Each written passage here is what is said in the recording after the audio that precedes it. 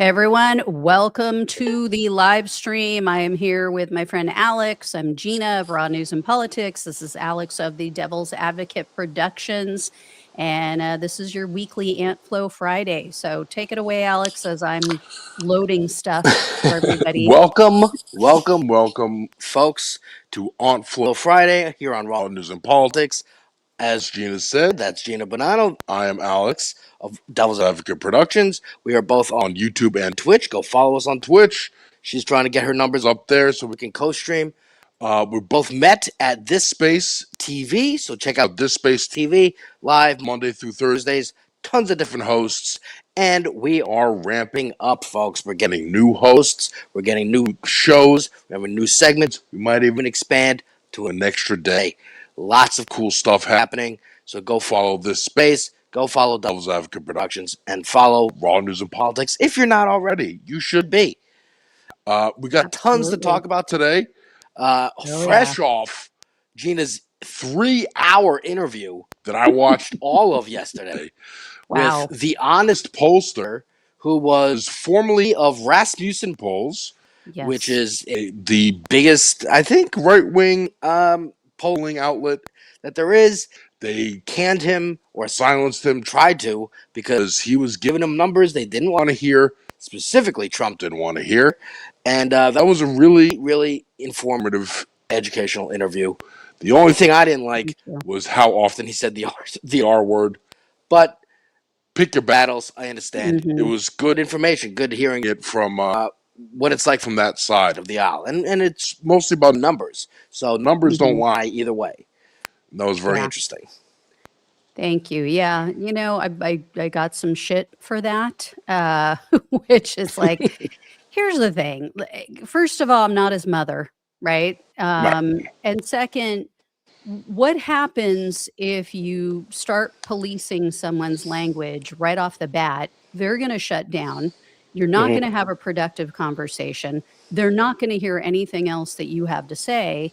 And one major thing that came out of it was that he went and spoke the very next day. He was on another podcast with another pollster. And he started explaining to his audience, you know, that we had this conversation and that, yeah, they're not all crazy leftists, which is important because if we're trying to sell a message of socialist ideas or socialistic ideas, I should say, not socialism per se, but, you know, democratic socialist information. Are we going to do that by, you know, the conversation on the podcast he was on the next day would have been, oh yeah, we couldn't even talk because she had a meltdown about a word that I used. And these are all crazy socialist snowflakes and blah, blah, blah, blah, blah. You know, in my mind, I'm thinking WWBD. What would Bernie do? Is Bernie going to, you know, start arguing over a word that someone says, or is he going to stay on message and keep talking about economic populist ideas and how we can turn things around and help Americans and get things back on track? And everybody just devolves into these, you know, silos of all of these just issues that don't need to be discussed at that moment. Like if he was coming on the podcast to talk about, you know, tone policing or word policing and on the left and, you know, words that they say that we don't like, yeah, then let's have that out. But yeah, like you said, and as I conveyed to you, you know, in private, yeah, you have to pick your battles. Otherwise, you're spending the entire time arguing with someone over, I don't like your tone. I don't like the word you used. I don't like that word. Anybody in my family can tell you, I don't like it. It makes me cringe. And I grew up saying it, you know, and when you were younger, that was just a word you used. Me too. But, you know, yeah, you hope everybody's going to grow up and stop using it, but whatever. I mean, Yeah, And I also look, believe I'm in just also you allow learning. people to hang their ass out there, show people who someone is. That way they know where this stuff is coming from. Whether or not they want to take this person seriously, whether or not Mhm. they believe in their message, and so yeah, it just Yeah, no, it wasn't a big deal. Like, look, I also grew up saying it. Like, it wasn't even. It was as common as saying something's dumb or lame or mhm, whatever it is. right, Same with the F slur. You know what I'm saying? So yeah, it's still an ongoing process for me to not say those words on camera. You know, and mhm, it is. Again, all right. He says it. He's Gen X.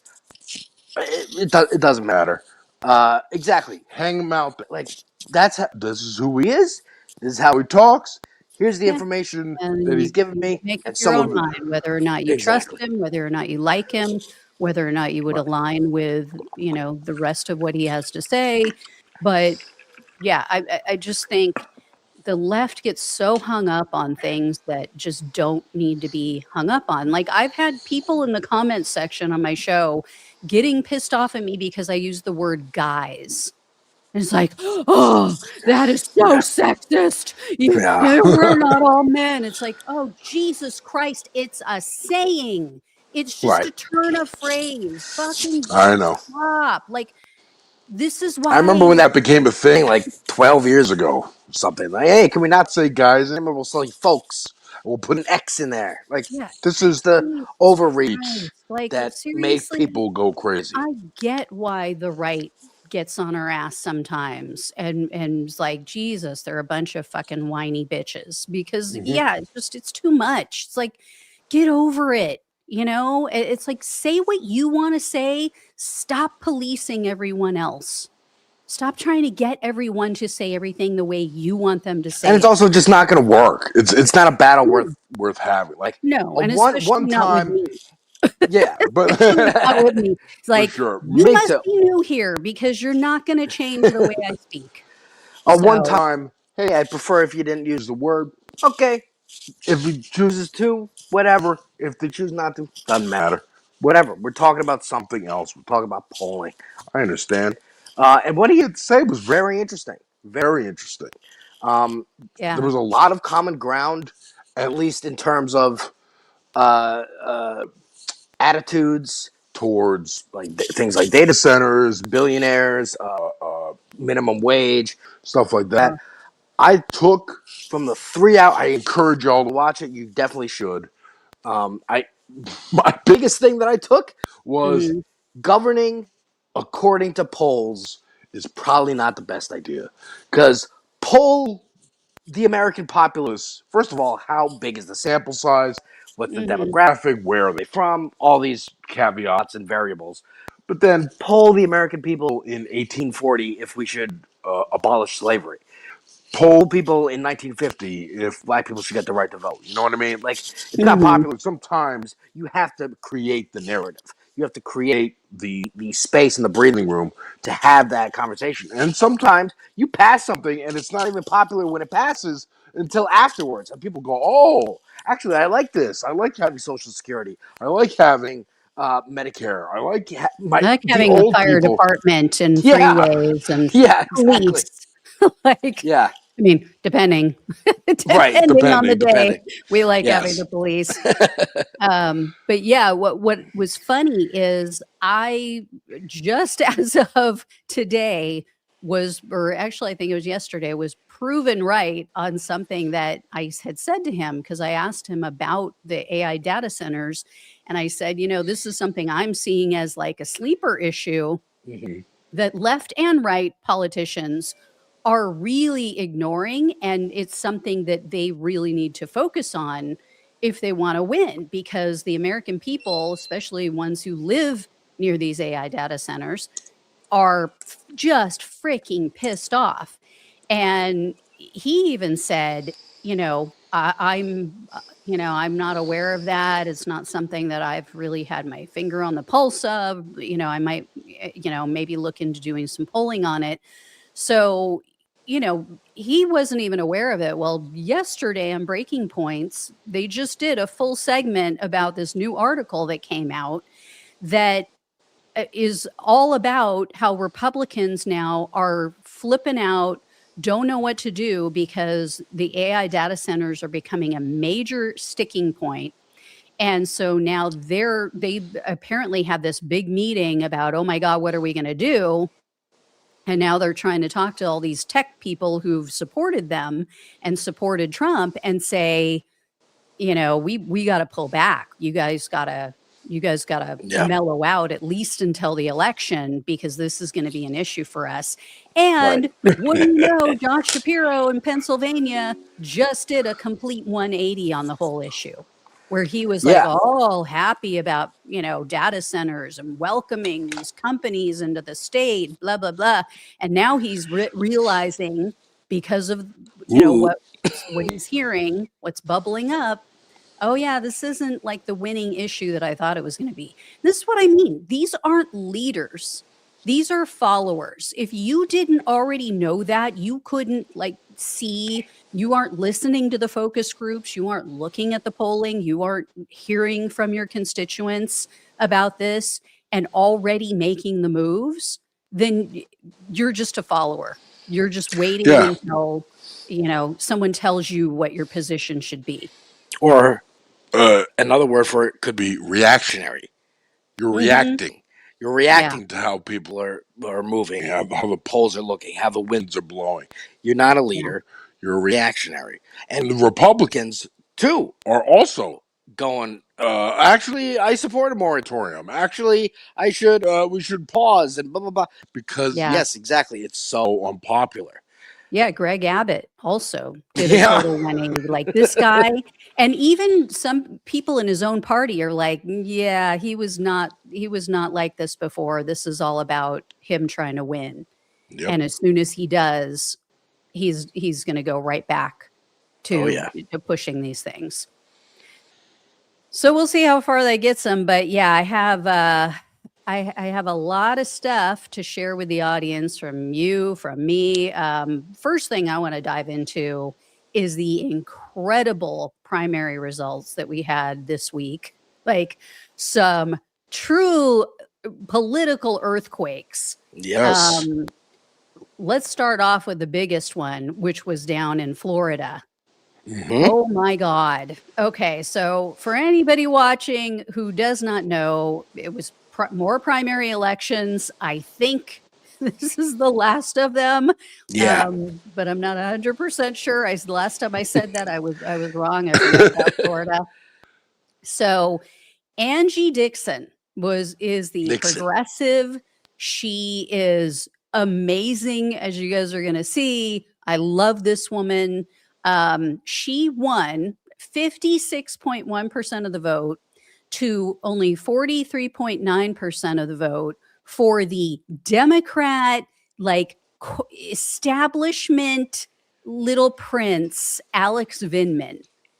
Like, this guy is just beloved by resistance libs, by, the Democratic establishment was just fawning over him, drooling.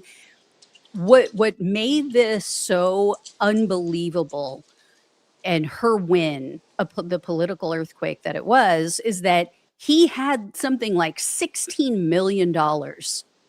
He had everything. He was putting up ads all over TV.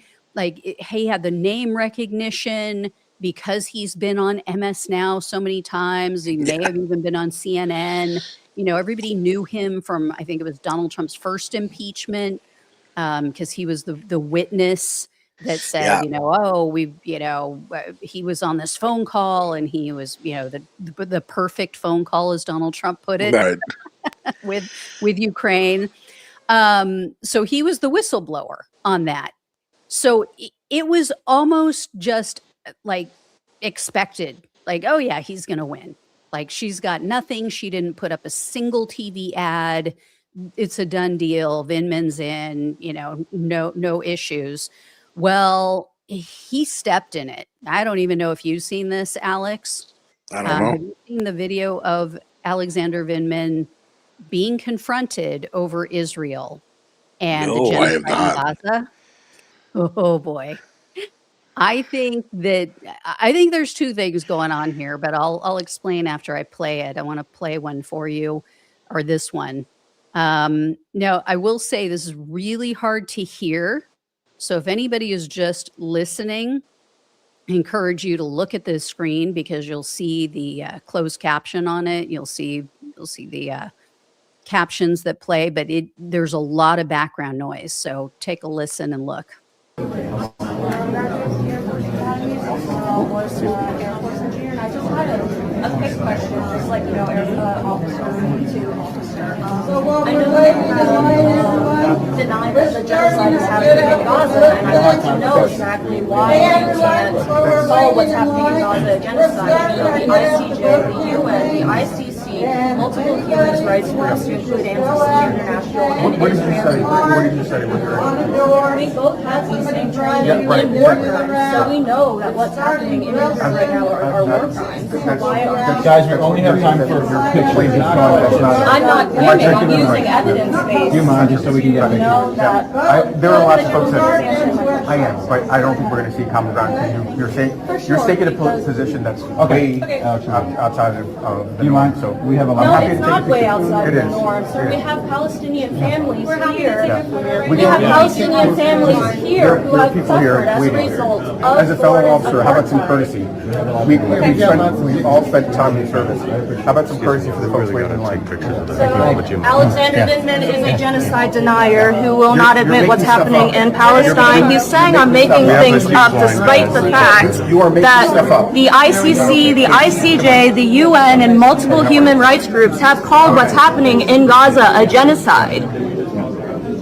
You are in the minority here, sir. You are in the minority. You're going to talk about morality. You're going to talk about morality while covering up Israel's war crimes here.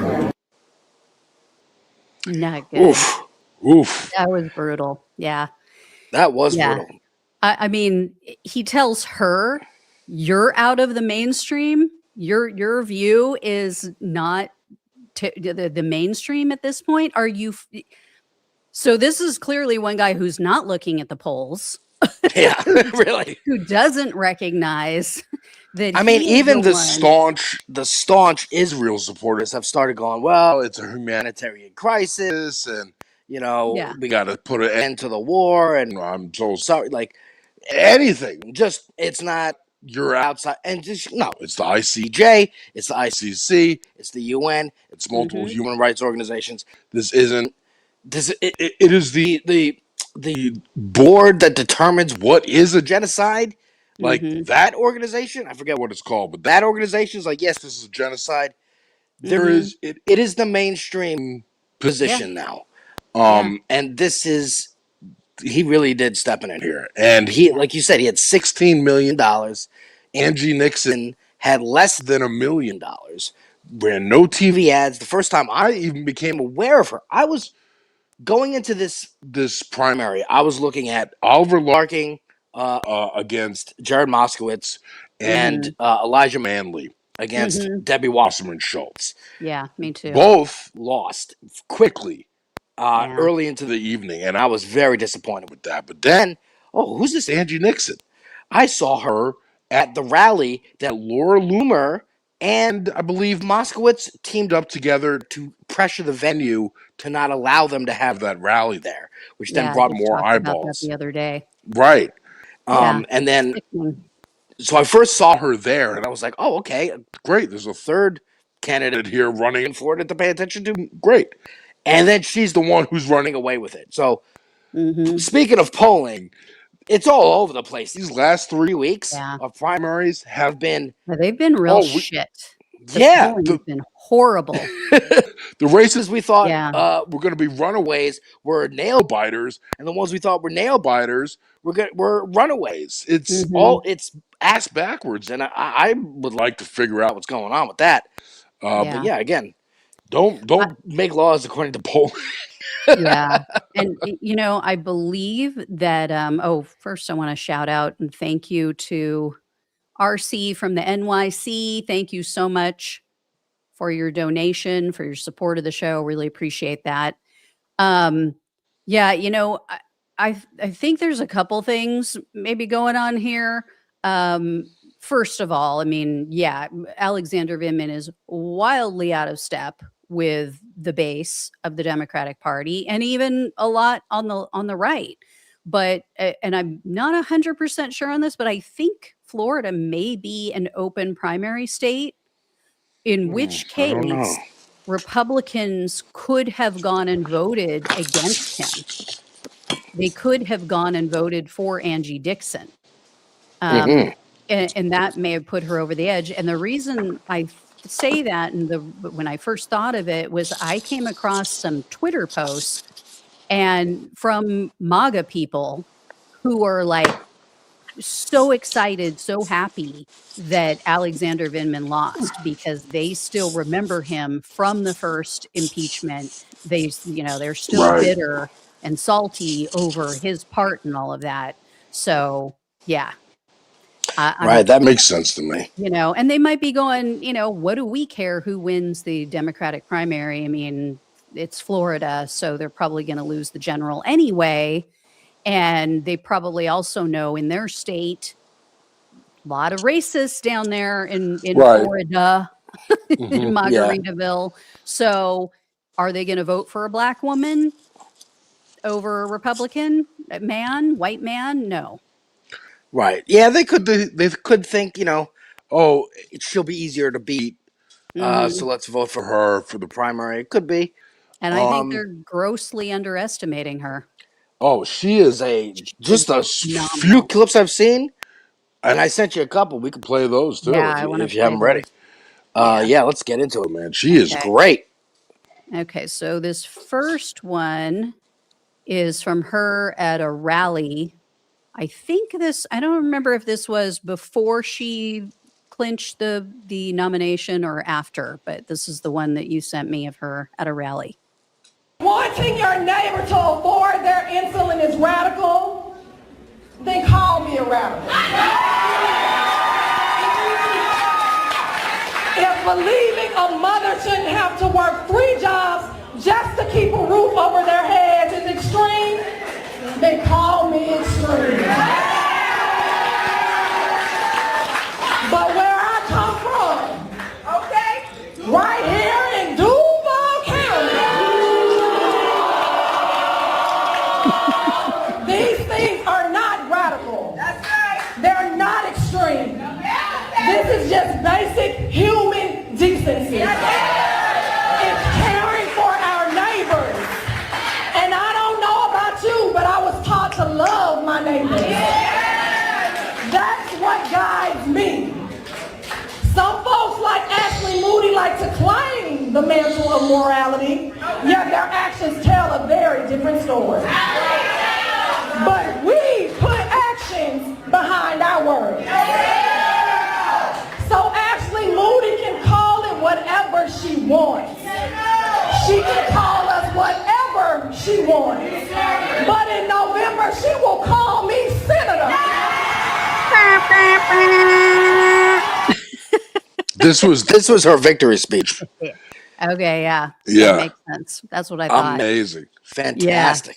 Yeah. Love her. Absolutely love her. And she's gorgeous too.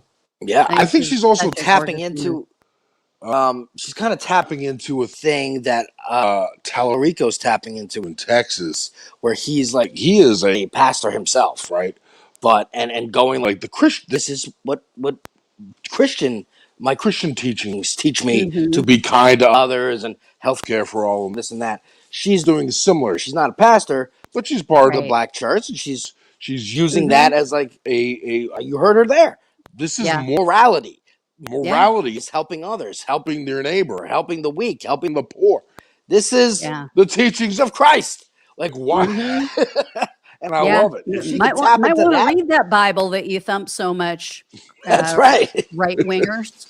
And I'm getting it. There's a lot of comments here saying that from people who are in Florida saying it is a closed primary state. So that means it's all Democrats and independents that voted for her. So that's even better. And then I have another clip that you shared with me. And then I have one of my own of her. So this one, she was on Meet the Press with Kristen Welker and talking about healthcare. So yeah, another good one. Check this out, you guys. Understand what is wrong with me not wanting people to go bankrupt if they go to the doctor. There are literally people who are dying because health insurance companies want to deny their claims. They want to deny them life-saving health care. Like, that is wrong. Do we not see anything wrong with these companies doing this? They're only doing this because they want to make a profit. Why join the DSA if you disagree with various parts of their platform? Does it not just become a distraction from your own campaign and your own agenda? You all are the only ones that are distracted. I'm actually going out talking to voters about the things that matter to them. And so we should make sure that we're pivoting to the right conversations. The fact remains that there are people who are dying because they don't have access to quality health care. Meanwhile, Ashley Moody voted to end the ACA subsidies. As I stated, nearly 300,000 people fell off the Affordable Care Act rolls. There are people who are dying because they don't have access to health care. Also, the fact that Ashley Moody is corrupt, right? She's corrupt. She allowed $10 million that was supposed to go towards the most medically needy kids to be diverted because they wanted to defeat 2 citizen-led ballot initiatives. The status quo is broken. People are losing their minds right now and taking their lives and even taking their children's lives. And the people at the top want to stoke division and want to push this hateful rhetoric. At the end of the day, I have always been about the people of Florida, which is why my campaign is Angie for Florida. I want people to no longer just survive. They deserve to thrive and flourish. I Perfect love it. Answer. Perfect Now, answer. This, I said this on Twitter, but are you a member of the DSA, or do you support the DSA, or do you support Hassan Piker, is the new, have you now, or have you ever been a member of the Communist Party? This is McCarthyism. You can see it's being done by both the left and the right, right? Kristen Welker, NBC, CNN, they constantly are asking this. And she is doing the Zoran, the Abdul El Sayed, the pivot, right? From Friends, pivot. No, I don't care about the DSA. I care about the people of Florida, and here's what I'm going to do for them because people are dying. I love it. The rhetoric, she is perfectly media trained. I love it. I can't wait for a debate. Why aren't the mainstream corporate Democrats being asked, do you agree with everything in the Democratic Party platform? Do you agree with Alan Dershowitz, famous Democrat Alan Dershowitz? Yeah. Do you agree with Joe Biden, who refused to cut off aid to Israel as they were murdering, Palestinian babies? Why do they never ask just your standard issue establishment Democrats if they agree with everything? Or Republicans. Just the other day, I shared that they took this vote. The Democratic National Committee was meeting and they were split on whether to abolish ICE or reform ICE. And so they passed both. they passed both. And it's like, what? You can't pass both. They cancel each other out. What the hell are you talking about? It's like, why aren't they asked about that? Why isn't Mike Rogers being asked why he's campaigning with someone who's hanging out with Jake Lang, famous January 6th racist provocateur? Why isn't every Republican asked, why are you hanging out with Jake Lang, Nick Fuentes? Do you disavow? Who was hitting on, a 15-year-old. Oh, yeah, I forgot about that. Into his DMs. Hey, baby. Yeah. What? Yeah. Do you support Donald Trump? It's we know why. We know why. Because they want the status quo. It's money. They don't want to lose the money. The consultants especially. That's another piece from that interview that you did where he was like, the consultants on the right, they don't want to lose money either. They're mad about they remember the Tea Party, and now the Tea Party was AstroTurf. There was a lot of billionaire money behind that anyway, so everyone was getting paid. But the old establishment consultants lost their gigs, and they're still mad about it now. They're still worried. Hey, if we lose the donors, then that's it. and the less whatever you want to call the establishment Democrats are worried about the same thing. They don't want to lose the donor money. And here's what you got to do: fucking get rid of Citizens United. Then nobody gets donor money. Nobody gets big fucking corporate money because they shouldn't. It should be fucking small dollar donations from your supporters. If you have good ideas, they'll support you. But Republicans know that their ideas are not popular. So they need the corporate money because it's serving the bosses. It's serving the bosses, and that's it. She's a fantastic. I love this, And look, as someone who's just recently joined the DSA, I don't agree with every single thing. I don't understand every single thing that is on their platform. But I know they're the ones fighting. They're the ones fighting, they're the ones winning, and they're the ones who, if I don't agree with every single thing on there, it doesn't matter, because we're not going to get every single thing. But on the road to that, my material conditions are going to improve. The material conditions of the people in this country are going to improve. And where are the Democrats? What other fucking platform is there?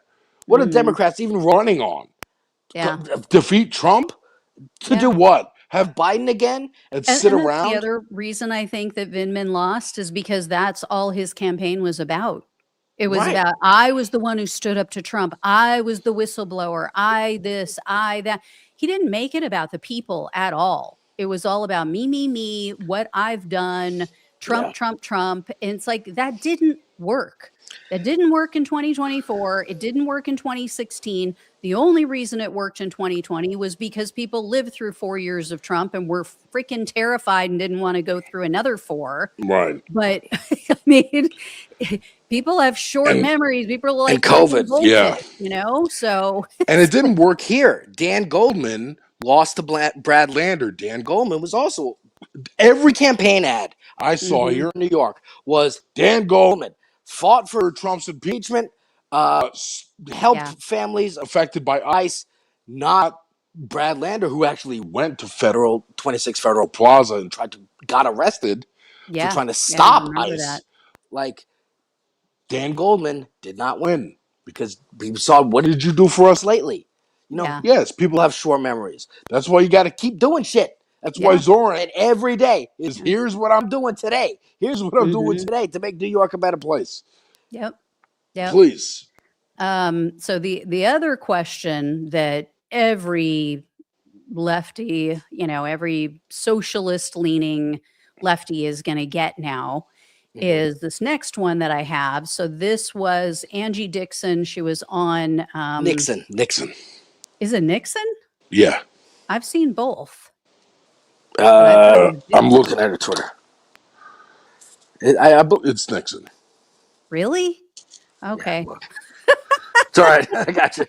Okay, because I've seen it written as Nixon and Dixon, and I thought the people who were writing Nixon had it wrong. Okay. There it is, Nixon. Okay. I apologize to her. It's all right. So Angie Nixon was on Barry Weiss's platform. She was over there being interviewed by Gayle King, Oprah's bestie. And Oprah's bestie had some misinformation. So check this out. Campaign with Congresswoman Rashida Tlaib, Mr. Piker. Do you want to see them on the campaign trail with you as well? So I have not campaigned with Mr. Piker. Not sure where that information came from. I have campaigned with Congresswoman Rashida Tlaib. And so she is someone who wants the same things that I want, to make sure that government is working for people and not against it. And so I'll continue to do the same thing. But I have not campaigned with Mr. Piker at all. Not sure where that came from. All right. My apologies. I thought that you had. My apologies about that. Would you want him to campaign with you? I don't really know who Mr. Piker is. I've heard about him, and so you don't know who he is? I said I don't really know who he is personally or anything like that. I am actually focused on Florida and making sure that I'm talking to voters here to uplift their needs and their concerns, and so that's what my focus is going to be over the next 76 days. Beautiful answer. Yep. Again, pivots, totally perfect. Yeah. Would you want to campaign with him? Would I want to campaign with the largest streamer in America, who has a gigantic audience and is helping to put people over the edge and helping them win their primary elections? Oh no, I wouldn't want to do that. Who's helping to bring young people back to the Democratic Party, which the Democratic Party leadership claims they want and know that they need? Oh God, no. I mean, it is such a brilliant, it is brilliant the way she's doing this. Now, I had watched a clip from Hassan talking about Angie Nixon, and he's going like, "Dude, if you want me to campaign with you, I'll campaign with you. If you want me to sit out, I'll just support you from here. If you want me to never mention you again, I'll never mention it again. I literally will do anything that will help the campaign." That is what Hassan's doing. Now, the way she's like, "Yeah, I don't know who that is," because most people don't. Most people really don't. And if they do, they probably heard about it in the last few months, where it's been the number one goddamn news story because Democrats and Republicans don't want to talk about anything else. First time my mom heard about Charlie Kirk was when he died. These internet figures are not as mainstream as either left or right would have you believe. The streamers really don't. Streamers have big fucking heads, right? Anybody on camera thinks, "Hey, we're affecting something now. Look, you and I, we're on camera. We're trying. We're helping." It's help, but it's marginal help at best. Now, Hassan Piker did a phone bank for Oliver Larkin. In 2 hours, 125,000 phone calls. When I did a phone bank for Cori Bush, I'm not streaming it. I'm also not a big fucking personality. It was a normal phone bank. It's the only phone bank I have for comparison. We got through about 80,000. So him doing it's like a bump of 40,000 calls. Okay, great. Did it make Oliver Larkin win? No, he lost by a lot, unfortunately. But it still mobilized people in Florida. It gave hope to people that are in the South, would really need. The Democrats have abandoned the South at least since 2000, if not before that, especially Florida, right? Because Florida was like a swing state. And then 2000 happened, and Democrats go, well, I guess fuck it. Get rid of all the infrastructure we have there. Get rid of all the on-the-ground campaigning we have there. And now what Oliver, Elijah, and now Angie have put together and built is a on-the-ground game organization that even if she loses in November, the next round in 2 years, they can keep organizing. What Kat Abu-Ghazal has done in Illinois is keep organizing for other candidates. She went and campaigned for Abdul Sayed. She went and campaigned for Francesca Hong. Now, I don't know if Larkin and them are going to do the same, but at least we're building infrastructure that can be used, right? Because after 2008, Obama, what did he do? He took that infrastructure. He said, here's all the emails, and we're going to dismantle it and absorb it back into the Democratic Party because they didn't want to be challenged. Oops, this organization could actually pressure you and to make you do things, and we don't want that. And now, with the help of DSA, but also, again, just on the ground volunteers and organizations, it's decentralized. There is no Debbie Wasserman Schultz can't hit the button and make everybody stop supporting, a left-wing candidate or whatever anymore. And that's what we need. I believe she won. Yeah, I know. It's terrible. Won. Jesus it's awful. Christ. But between her and Moskowitz, Jesus. We're coming at their heels. We're nipping at their fucking heels, man. Yeah. They spent money where they didn't want to need to spend money. And that's a victory in and of itself. Yeah. Very true. And I think that they see their time it's short. It's coming to an end. They are. Yeah. They're and over the hill with their political beliefs. Yeah, absolutely. Absolutely. And please, media, coming in for a landing. Keep making everything about DSA and keep making everything about Hassan Piker, because then you're going to look like lunatics when Angie Nixon or Abdul Sayed comes on air and it's like, I want to talk about my campaign and how Mike Rogers is campaigning with a neo-Nazi. I want to talk about how Nothing's been done in Florida to give people health care. I want to talk about real issues, and they will look normal compared to these lunatic anchors like Gail Mhm. King, like Kristen Walker. I Mhm. don't care how many fans of Gail are watching. They go, Gail, that was not a great question to ask. That was not a great Yeah. interview. You know? Yeah. And I mean, she's a longtime journalist too. Yeah. She's not just some hack, who sits in a chair and has all of her staff do all of her work for her. I mean, she's someone who was out pounding the pavements, an actual journalist, an actual reporter out in the field at one point. So it's like, that's embarrassing for Yeah, someone like her. it is.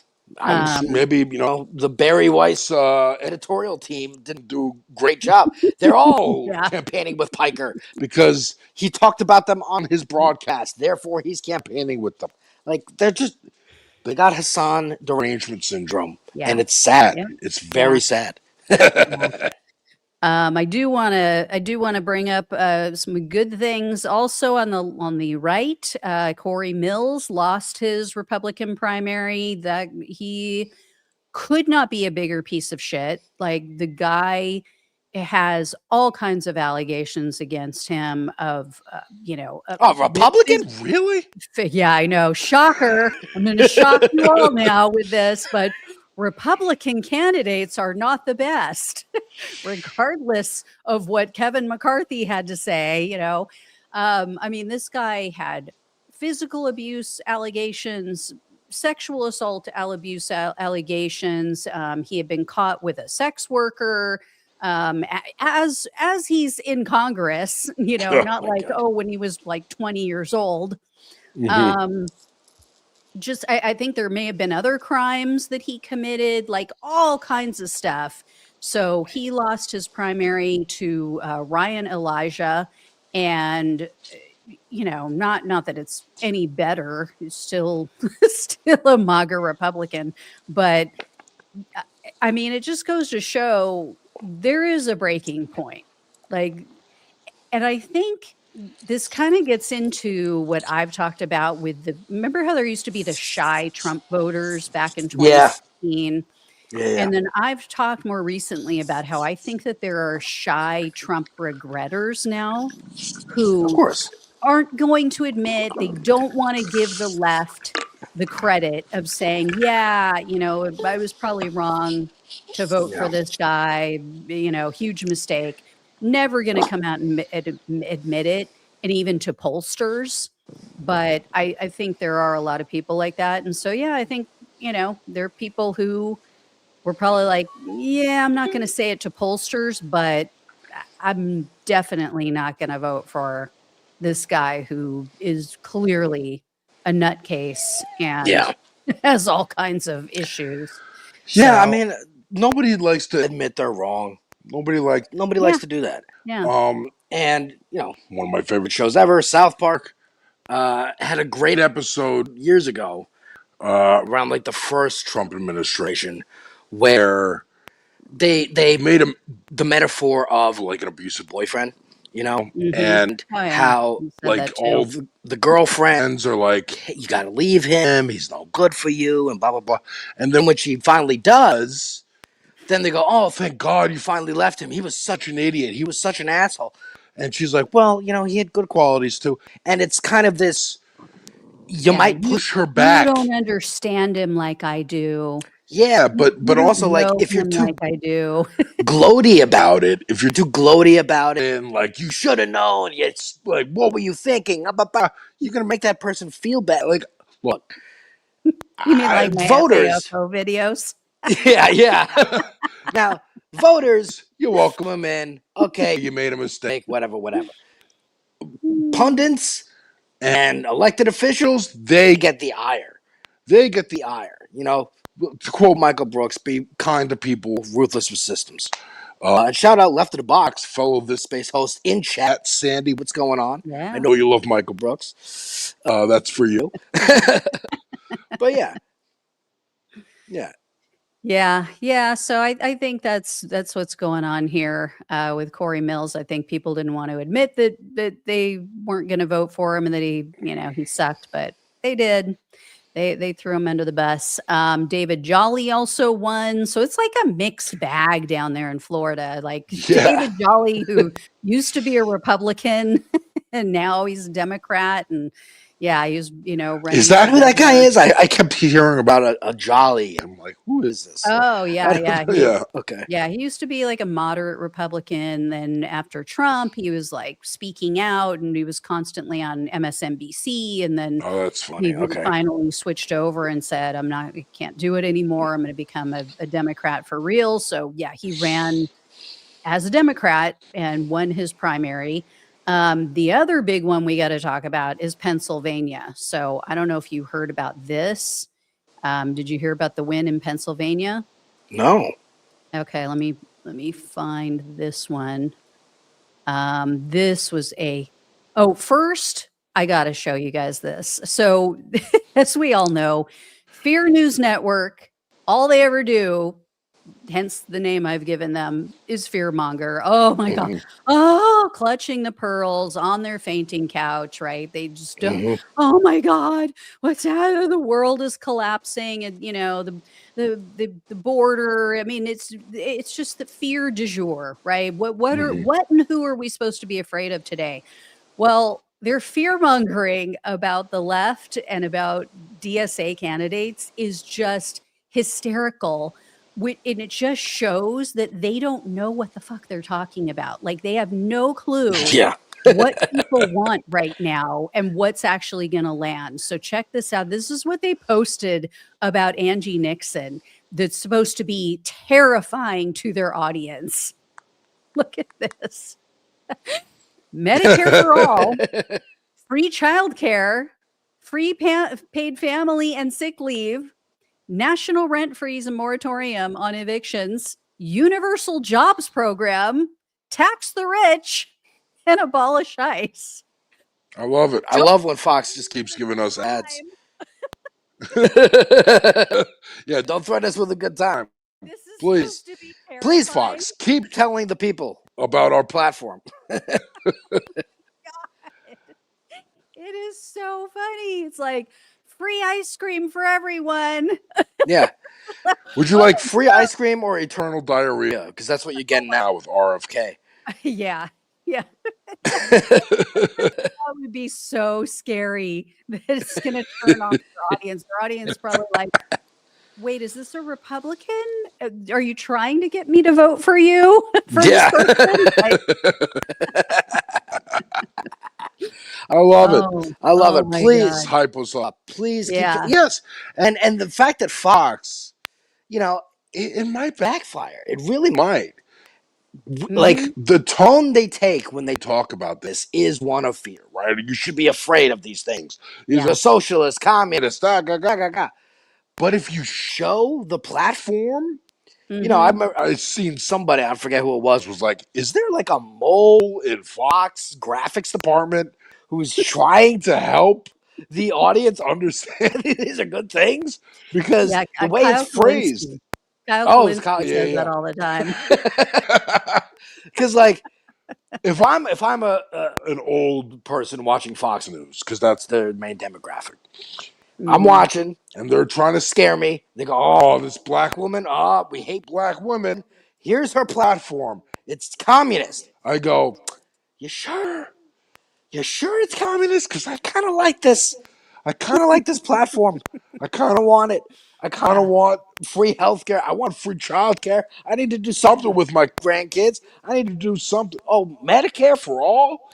My kids don't have to worry about the healthcare cost. Please, Fox, keep doing it. Keep doing it. I love it." Yeah, I know. So out of touch, or like Kyle Kalinske always says, somebody secretly over there is like a DSA person. So here's the Pennsylvania news that was so shocking. So you can see Democrats declare victory after tight special election in Trump plus 18 state house district. Wow. So this was not just a primary. This was a Democrat running against a Republican in a special election for this seat. And this was in Butler, Pennsylvania, you know, where he got Yeah. shot, Holy the shit. fight Yeah. district. Yeah. Yeah. So the Democrat won. And, you know, they pointed out in a lot of different places that the numbers weren't that big. Like there weren't a lot of people who turned out, but it's that even alone speaks volumes. It's just Democrats are showing up and Republicans are not. Yeah. So, I mean, there's just a huge, you know, divide as far as who's motivated to vote this year. Yeah. And what are Republicans talking about? They're talking about, as what is it? Gort from Ort says, they're talking about transgender women in sports. They're talking about the WNBA. They're talking about it's either the WNBA or communism, and Yeah. that's it. That is it. And Jesse Waters the other day on air Mhm. was like, "I don't give a fuck about the WNBA. I don't give a shit about women's sports." Oh, And yeah. yeah, do you remember before this whole like trans panic thing, and they found the excuse of women's girls sports to be a wedge issue? Mhm. They all since the inception of the WNBA, it's been making fun of it. They can't Yeah. dunk. They can't shoot. They're what are they gonna? People were throwing dildos on the court Oh, yeah, I not too remember. long ago, and it's like Yeah. they don't watch. They don't care. It's just the popularity of it is Mhm. going up. And this isn't. Oh, do you want your girls? Because they want the image of, again, going back to South Park because that's always on my brain. Uh, they want the image of like a little 10-year-old girls soccer team and Macho Man Randy Savage Mhm. is one of the players. He was like, I have a bow in my hair, so now I get to be on this team. Hell, you got two former basketball players who I guess weren't too good in the NBA who are going, I'm identifying as a woman now. I want to be drafted into WNBA. It's a political stunt. Have you seen this? I forget their names. One of them's last name is Freedom. Mm. But they are literally like doing a whole press tour of we're gonna apply to be drafted into the WNBA because this is their own rules and we'll see if they let us in and this and that. Oh, It I think I is did hear about that. Yeah. yeah, it is a stunt. It is no better than a fucking YouTube prank Mhm. or what it's called a prank. It is Yeah. the further conflation of meme culture, like Twitter bullshit, dunking, right? Like, Mhm. no pun intended, but Yeah. facts don't care about you. Steven Crowder showing up to a gym in drag to see if they'll let him Oh use the my women's bathroom, God. stuff like that. Like, Jesus this is the Christ. Oh my God. platform now because they're fucking in charge and they don't know how to govern. They don't know what to do other Yeah. than, implement fascism, which is what Steve Miller and J.D. Vance and Peter Thiel and Elon Musk are trying to do. But everyone Mhm. else is just like memeing. We're having fun. And Well, it worked. I mean, it worked it for did them in work. 2024, the trans Yeah. panic and focusing on all the culture war stuff. But I think it Totally works worked for because them. Kamala didn't, first of all, Biden didn't drop out and give a chance for a primary. But also, they had no fucking platform. The platform was don't no Trump again. We're not Mhm. going to change anything. I'm campaigning with fucking Liz Cheney. We're still going to support Israel and their fucking genocide. We're not going to talk about health care. We're not going to talk about minimum wage. I mean, early in her campaign, which was like 100 days, right? Early, it was maybe we have price fixing on groceries. Mhm. And that pulled crazy high. I think that I was watching you. You were Yeah, talking yeah, about I that was yesterday. talking about that in the interview that I Yes. just Okay. did. I was like, where did I get Yeah. that from? It was you. Yeah, it was they did focus groups and 100% of the attendees and respondents in these focus groups were like, "Oh yeah, I love this. I would totally vote for this." And then the consultant class came in, her brother-in-law who works for like Uber, some, big corporation came in and started advising her and said, "No, you got to change it.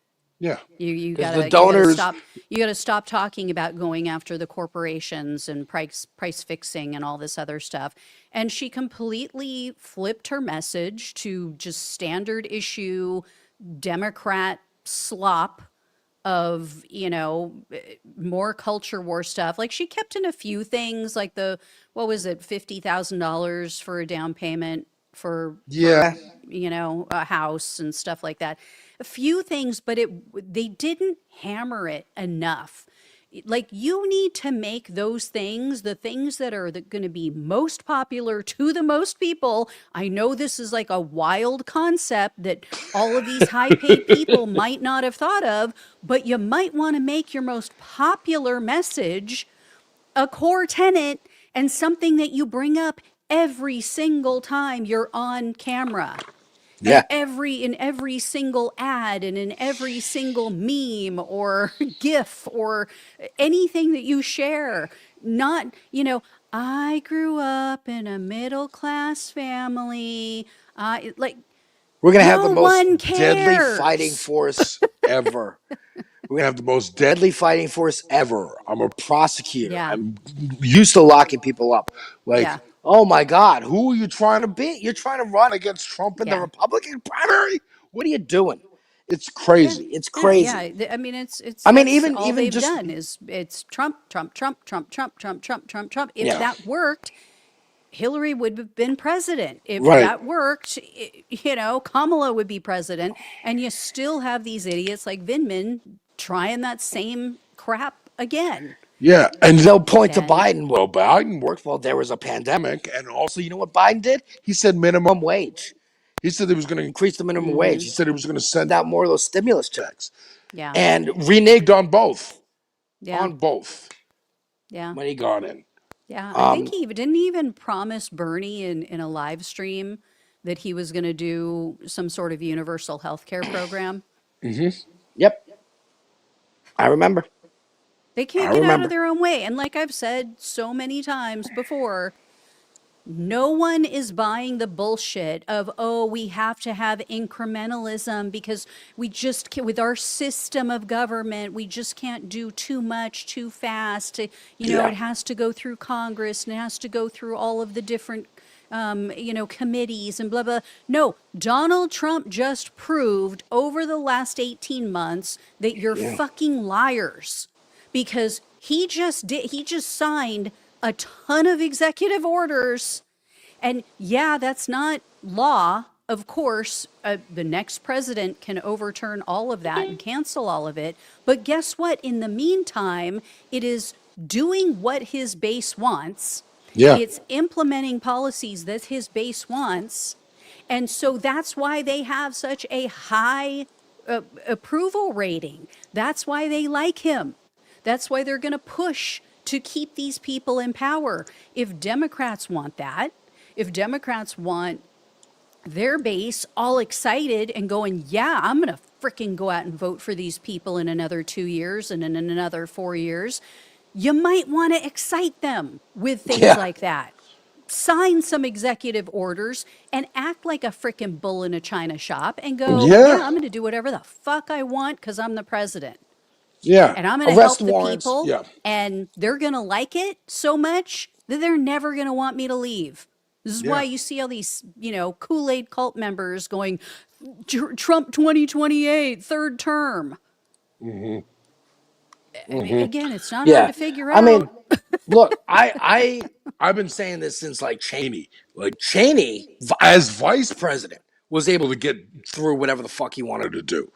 I want to go to war in Iraq, but we just said Osama bin Laden's from Afghanistan, and actually the Saudis were funding him. I don't care. I want to go to Iraq, so they went to Iraq.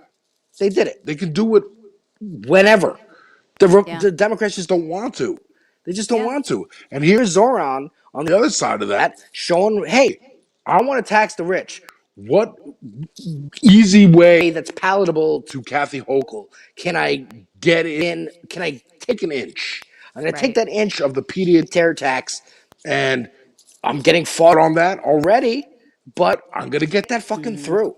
And the Yeah. buses, the fast and free buses, we're going to do a small program here, here, and here. We're going to do the grocery stores. 5 grocery stores are going to open up. And you know what's going to happen? It's going to be fucking popular. It's going to work. And then we're going to expand it. We're going to be demanded to expand it. People are going to beg for more of our policies. And that's what the Democrats need to do. Yeah. And this is why the establishment is losing. I mean, I just saw a clip of Chuck Schumer talking about like, oh, we're gonna take back the Senate. Like what Abdul did in Michigan was amazing, bringing in all this energy. Yeah, motherfucker, why didn't you fucking endorse him? Yeah, but Why did didn't you you hear what he endorse him? said too? He's like, yeah, we don't really need Michigan to take the Senate, so we don't have to win it. Yeah. It's like, could you shoot yourself in the foot or another part of your anatomy more? Like, really? And Jesus more Christ. glazing of Angie Nixon. She said when asked if she would vote to keep Schumer as minority leader, she was like, "I think we need some new blood in that position." Which great, please. Yeah. I get why.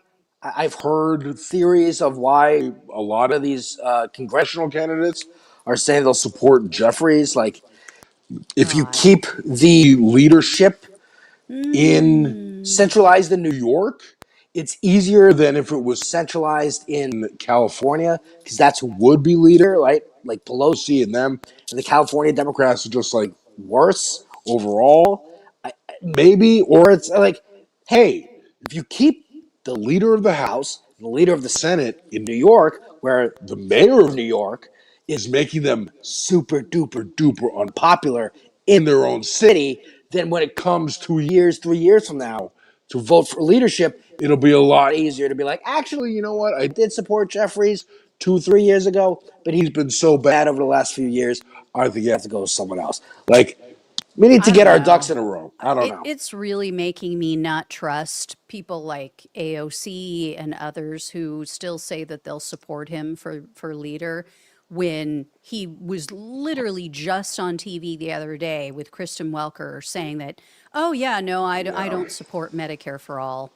I don't Yeah. I don't support abolishing ICE. It's like, again, are you not reading polls? Do Right. you not know where the base is? They're so completely out of touch. Yeah. I have to It's hope that it's some kind of 4D chess, but but that's my I might be tinfoil hat. yeah. It's You mean 4D with chess. AOC or with Yeah, him? with Oh, AOC. with I thought you meant That with like him. I was like, no no no, no he's that just a freaking no no no idiot. he's a piece of shit. But with AOC and the other like candidates going like, I don't want that fight right now. Because then that's the news cycle. Oh, they're all split. They're gonna come after Hakeem, and Hakeem, what do you say to AOC? Who's then it's a fight. Like we want to win the fucking midterms. Let's get through the fucking midterms. Let's get into and then it's the horse race of the That I presidential would cycle. understand if she's still towing that line and saying that she'll support him after the midterms. Like, Because I got no yeah, problem with yeah. her saying, I'll support him, I'll support him, I'll support him until it comes to fucking support him. And then, oh, by the way, the speaker shit, oh, we're going to nominate fucking Ilhan Omar. And fuck you, Mm. Hakeem, go fuck yourself. Ah, got you. Like, that's what I'm hoping for. I hope you're right. But here, I want to show you this video because this really ties in nicely. So this is MS Now. Okay, had this guy on. He is the editor from Newsweek, and this is his big idea. This is the kind of shit that Democratic leadership, quote unquote, is listening to. Oh, boy. It's gonna start off good, okay? You're gonna hear the first part of it, and you're gonna go, "Wow, I think he's on to something here. I think this is gonna be good," and then he's gonna lay out the details. So check this out. All right, A Chad, new let's go on this opinion roller piece coaster. for Newsweek that Democrats should be formulating their own SAVE Act. This plan, though, would include two key planks, AI and affordability. Joining us now, the author of that piece, editor-at-large for Newsweek and CNBC founder, Tom Rogers. Tom's also senior advisor for Versant, MS Now's parent company. This is about truly saving America money, the true meaning of save. Sounds good so far, right? Let's AI, affordability, like two major issues for voters right now. Mhm. Okay, check this out. AI and affordability top the list for voters in terms of anxieties, and the Democrats should position themselves for a win on both. And the question is, how do you do that? What I've proposed here is a plan to create a read-through of consumer pricing in the form of an AI app with agentic capability that would have in it all supermarket prices, all big box retailer prices, drugstore prices, gas station prices.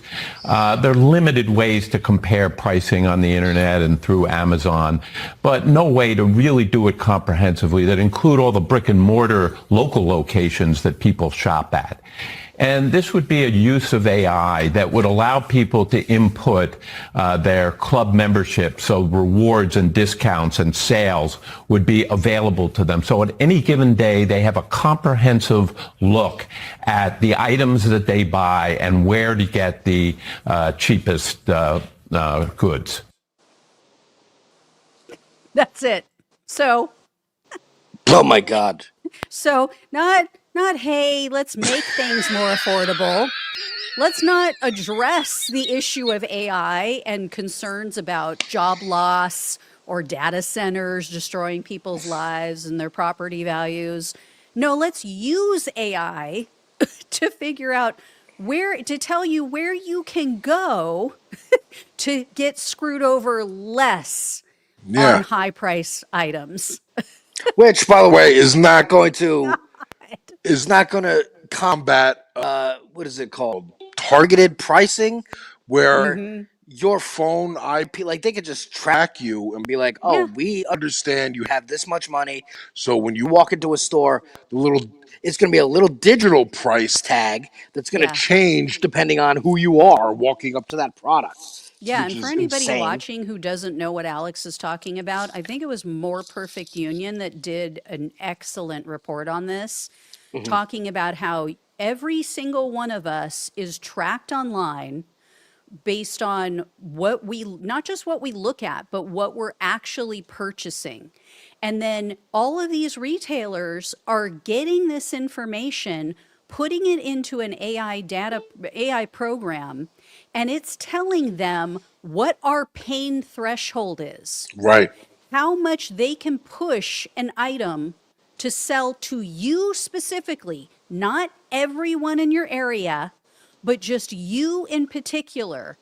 And that's the price you will see, and it will wildly vary from what your neighbor next door is shown as a price, Right. based on their pain point, how much they're willing to spend. It's It is insane. such bullshit. For example, I live in New York. There's taxi cabs, right? Thankfully we have taxi cabs, but we also have Uber and Lyft, which are taxi cab companies masquerading as tech companies.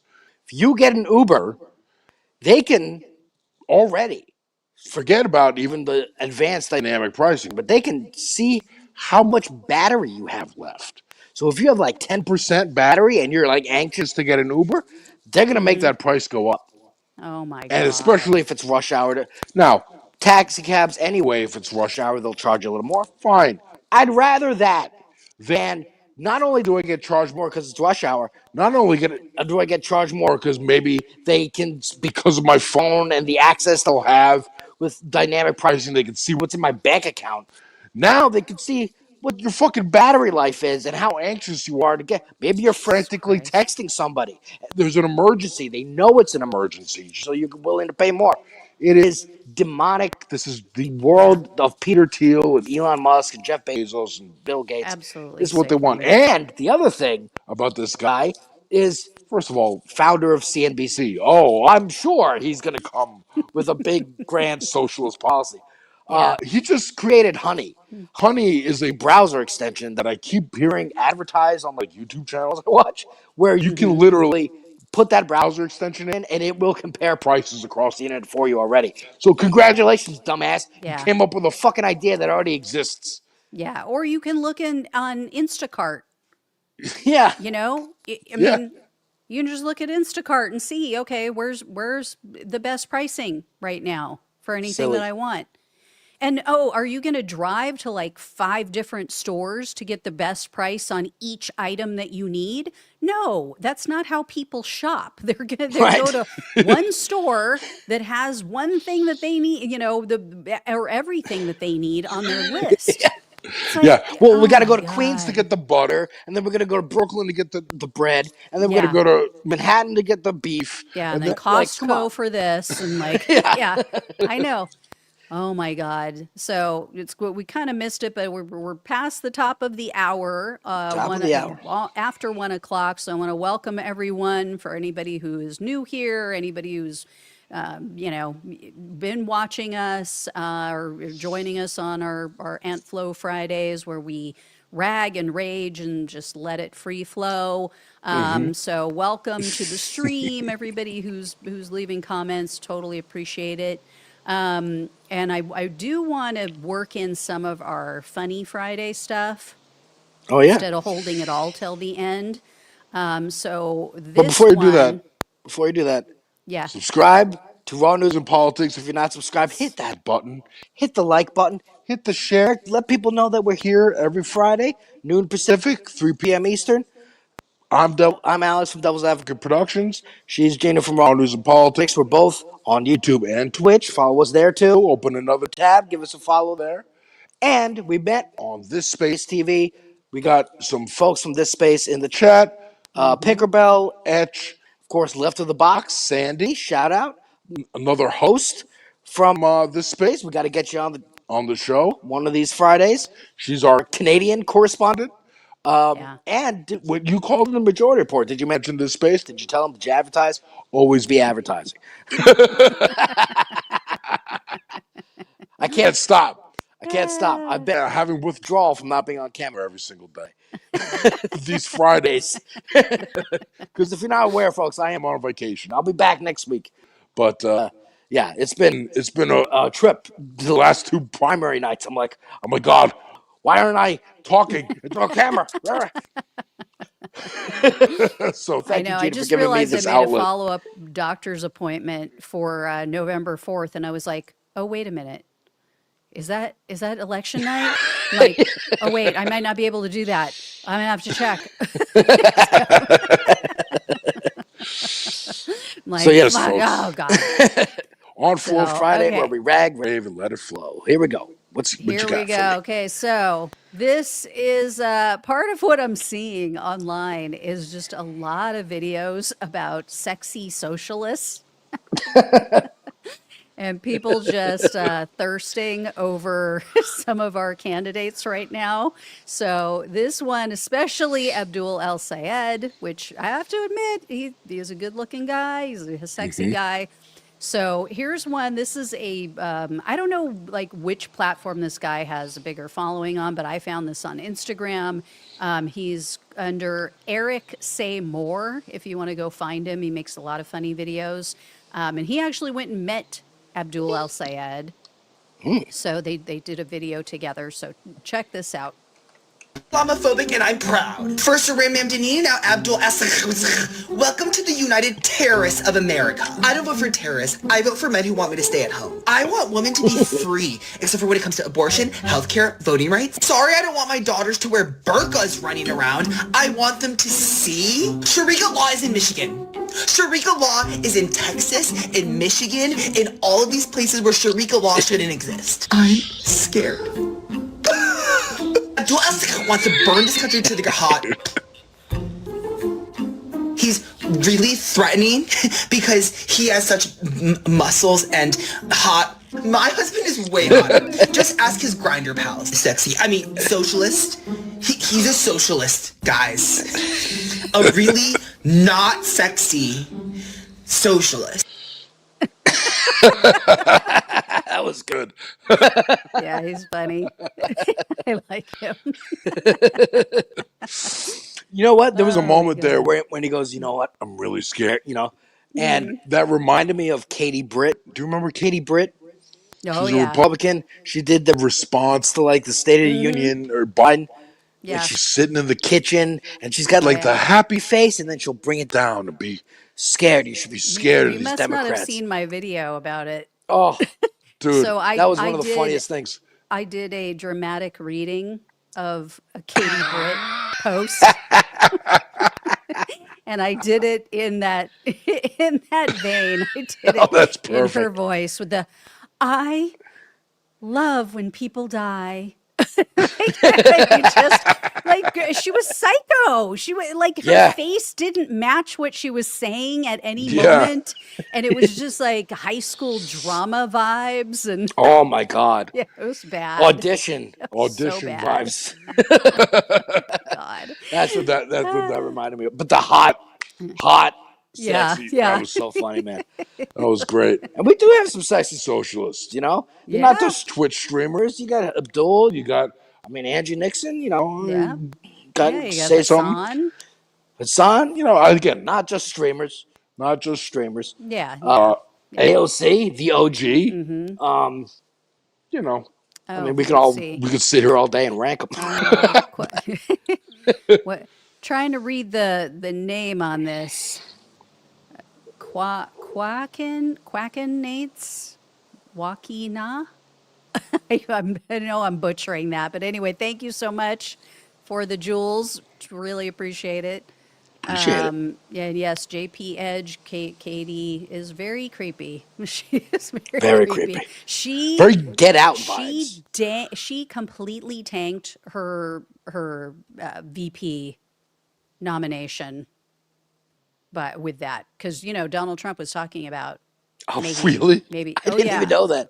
yeah, that was the big thing. Like people were saying, is he going to go for Katie Britt or I forget who else, but there was a lot of chatter leading up to 2024 that he was going to pick a woman to try to soften the edges of the Republican Party, make it look like they were more pro-woman after the Yeah, the whole Sarah Palin Brett strategy. Kavanaugh, Roe versus Wade overturning.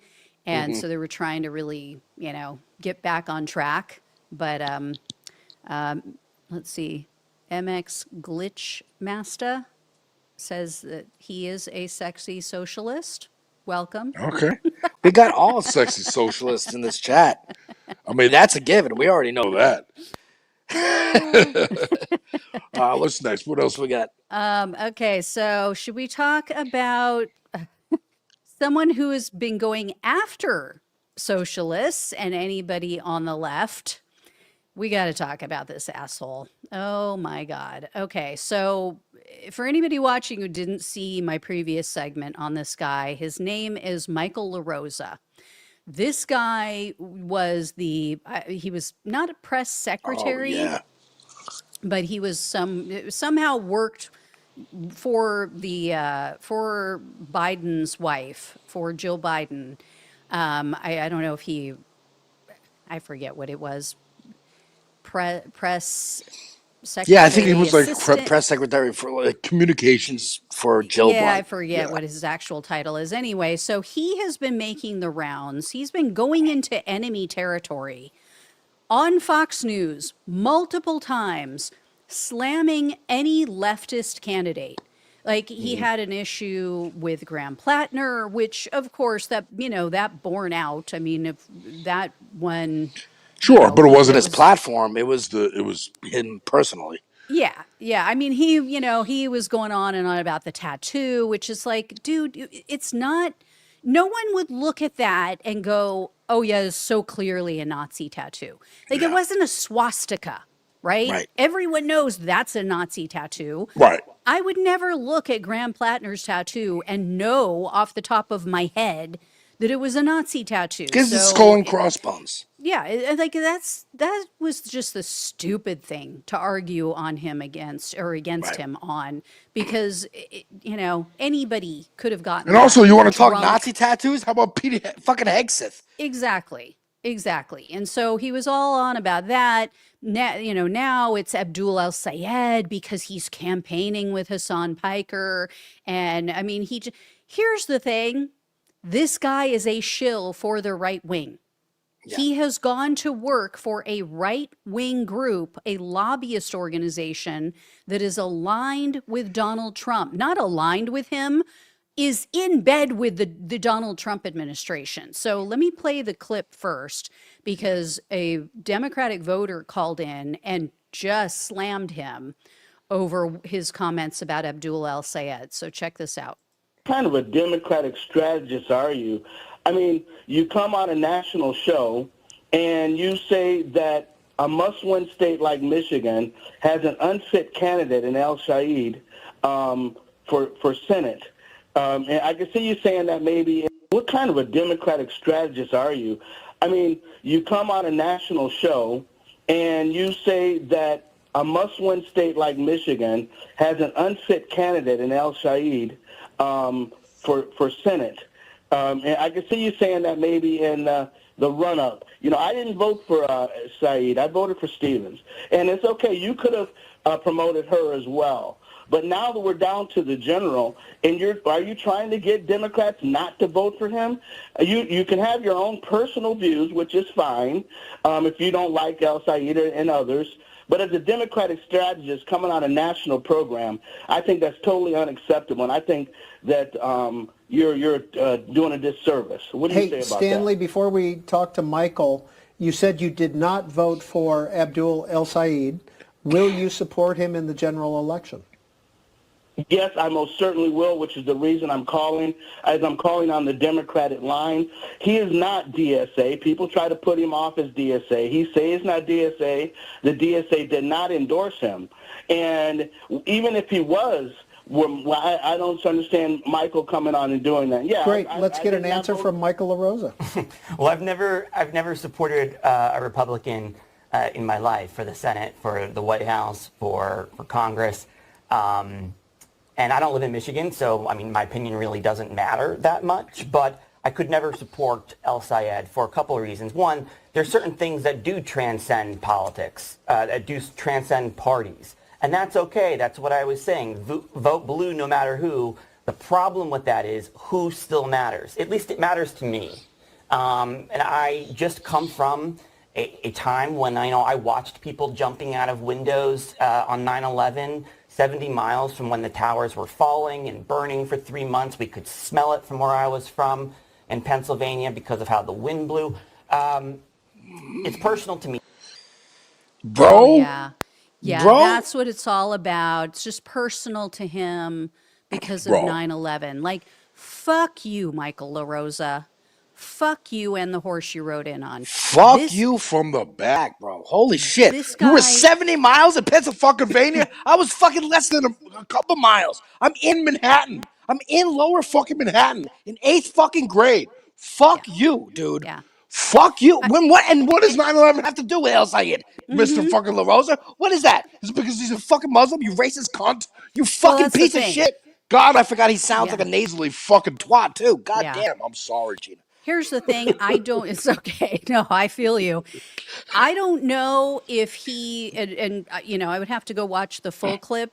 I don't know if he's saying that, oh, I'm against El Sayed because he's Muslim. I think his argument was that he was campaigning with Hassan Piker. And there's still this whole thing out there about how Hassan Piker said, oh, America deserved 9/11. For anyone who still, it just is banging this drum, number one, he said that like 6-7 years ago, when he was much younger. He also went on the Young Turks and explained what he meant by it, that he also apologized for it and said, look, Apologize the next day. I didn't use the right words. I wish I had not said it. It was wrong. I wish I would have explained myself better. His point was that America has these policies and that we just have kept fucking with the Middle East and doing all of these things that have caused upheaval, that have hurt people in the region, that have created terrorist cells. Right. That we have funded some of them, that we have given some of them weapons, and then we're surprised when we get the backlash from it. It should not come as a shock to anyone. Maybe it's called that's how he blowback. should have framed it, not like, oh, we deserve it. But again, he apologized years ago, said he shouldn't have said it was wrong. and I've said this before, when you stream for 8 hours a day, you are going to say some shit that's going to be distasteful. You are going to say something that's going to piss off just about everyone. You're going to speak out of turn. You're going to fuck up words. You're going to, have a stream of consciousness that's angry or frustrated. It's like, Jesus Christ. I love these people who, oh, well, he's not a good person because of this. So everybody has to be perfect at every moment of every day. I didn't know I was talking to someone who was perfect. I didn't know I met the unicorn on Earth who has never said anything inappropriate or upset anyone or hurt their feelings or made an off-color comment ever in their life. It's like, grow the fuck up, people. So Hassan said that in like 2018 or 19. He apologized the next day, like you said. He was talking about the concept of blowback, which is a foreign policy concept. It is a political concept. It is not new. Reagan was the one who created fucking Al Qaeda.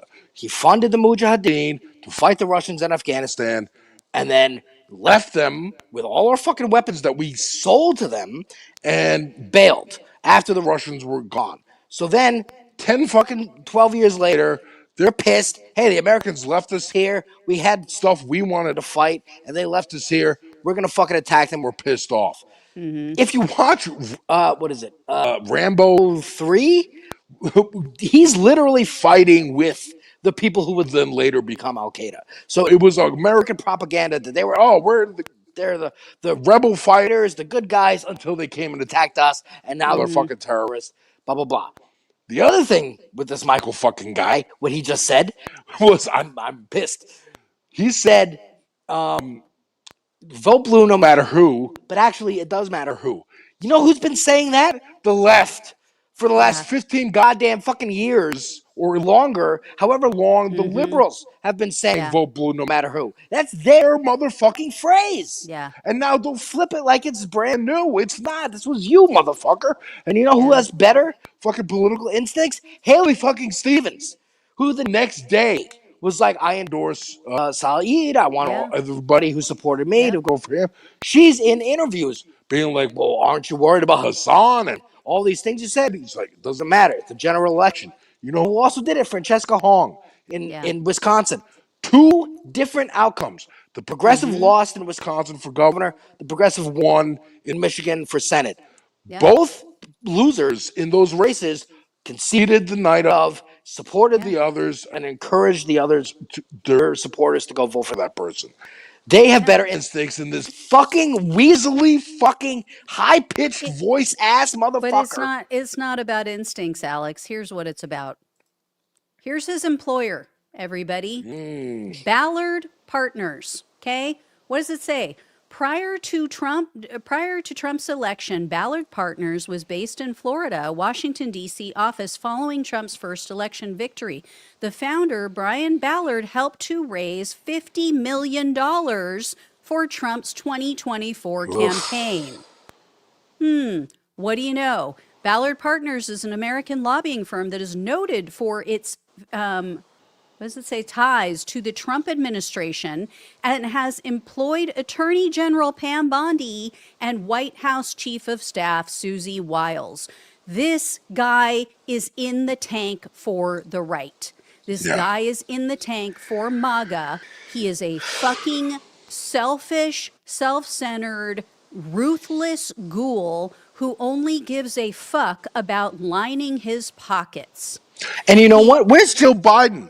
Where's Joe Biden denouncing him? Where's fucking Hunter, who's doing all these goddamn podcasts denouncing him? Like, what the fuck?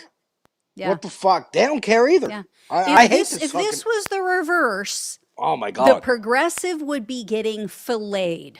The progressive would be dragged over the coals on every mainstream news outlet. Joe frickin' Scarborough would be popping another vein in his giant head. He would be on screen screeching again. about why are progressives trying to destroy the Democratic Party's chances in the midterms. But no, because it's a fucking Jill Biden accolade. I was going to say it like Candace Owens. Because it's somebody aligned with Jill Biden, we're not allowed to say anything. And I guarantee I'll get shit from resistance libs going, why are you talking against this man? Why are you trying to divide the party? But nothing for him. Not a word for him. But he's not even a candidate. He's not, and also, I forgot another fucking bone to fucking pick with what he just said was, well, I'm not in Michigan, so it doesn't really matter what I say. Then why the fuck are you on TV, so why bitch? are you giving your opinion? Yeah. Fucking asshole. And here's the thing, too. I take very big exception to what was it, PBS that he was doing this on, or C-SPAN, excuse me. C-SPAN. Them presenting him as a Democratic strategist. No, he's a fucking lobbyist. Yeah. He is a lobbyist with a right-wing MAGA group. Don't tell the audience he's a Democratic strategist. They're giving him a platform as if he knows what he's talking about and as if he's trying to help the Democrats. And that is not the case whatsoever. No, introduce him as what he is, as a right-wing MAGA cuck. Yeah. Lobbyists, like, just label so them bad. lobbyists. I hate this. Oh, the strategists. Or on Fox often they'll go, oh, concerned citizen, concerned mother. It's like, no, this is a person who works for like a think tank or a hedge fund or some bullshit. Like I fucking hate that shit. The way they present these people is They should have pisses fucking me like off. stickers on them, like race car drivers of all the sponsors that they have. Mm-hmm. Yep. Yeah. So speaking of people who present as something other than they are, let's get into Cray Cray Nancy Mace. Ooh, yes, please. Oh, real quick though, I forgot about this one. I forgot to upload this one. I do want to mention one other race that was won by a progressive. Shoot, where did it go? Let me see. Trying to Folks, find. while she's looking into that, like the stream, share the stream, subscribe to the channel, subscribe to my channel, Devil's Advocate Productions, at YouTube and on Twitch. I'll have a new reaction on Sunday when I'm back home. Brand new album came out today. I'm very excited about it, called God's Got an Afro and Gold Hoops by Rhapsody. It sounds really cool. I'm excited to listen to it. That's funny. I don't know why I'm not seeing it here. Okay, so I'm just going to tell you guys because I don't know. I guess I thought I grabbed the visual on this. There was a win in California, another smackdown for AIPAC. So it was Progressive. Her name is Aisha. She won. Yeah, she won this was again not a primary. This was a special election to replace Eric Swalwell. So Eric Swalwell, as you guys all know, is just, was corporate Democrat. He talked a good game, of course, but everything was Trump, so that he didn't have to talk about how, he wasn't a progressive, didn't actually give a shit to help people with their material needs. So he left because he had all these sex scandals and cheating on his wife, and there was the video that came out of him in a hotel room. So he stepped down, he left. Well, this Aisha won. She is a progressive. She's a critic of Israel. She beat out a Israel ally, an AIPAC recipient named Melissa Hernandez. And AIPAC spent $5 million in just the last few weeks alone. Nice. Had her ass handed to her and lost to progressive Aisha. So, yay. So she I saw her on Hassan's stream the other day. Oh, okay, cool. Yeah. So she won. Speaking of Hassan, I have an idea. As you know, he's he is now in talks, I think, with his attorneys to file a lawsuit against Scott Jennings. He also announced in an interview that he might be expanding it to Fox News. And what's her name over there? Laura Ingraham, Martha McCallum, No, it's the Dana Perino. black correspondent that they Oh, have. Harris Faulkner. Yes, Harris Faulkner. So she played the same edited, Oh, yeah, very she did. misleading clips. Or actually, no, I take it back. She didn't play the clips, but she talked about them and referenced everything in them, made the same lies about Hassan. So, there's been a lot of talk. Oh, what is he going to get? Should he ask for a retraction? Should he, ask for money? Of course. I have an idea. I would love to see this on camera, and I would make this part of my settlement, because I hate Scott Jennings with a burning, seething passion. Yeah. Like, I think he has one of the most punchable faces ever. That's smug. Yeah, He's got Tucker face. yeah. I would want to see him eat a bag of dicks on camera. You can do that. There is a company called Bag of Dicks that Is sends there? sends little like candy gummy dicks. That's what I was thinking. I was thinking either I would have a company make candy or cookies in the shape of a penis, I'm gonna find it right now. and then I would make him eat them on camera. So, There it is. because I want to see Scott Dicks by Jennings. mail. Oh my God, that's so funny. Yeah. I thought I just came up with that, but see, great minds think alike. I'm So telling yeah, you, someone already had it. part of my settlement would be I want Scott Jennings on camera. Oh my God, that's so funny. To eat a bag of dicks.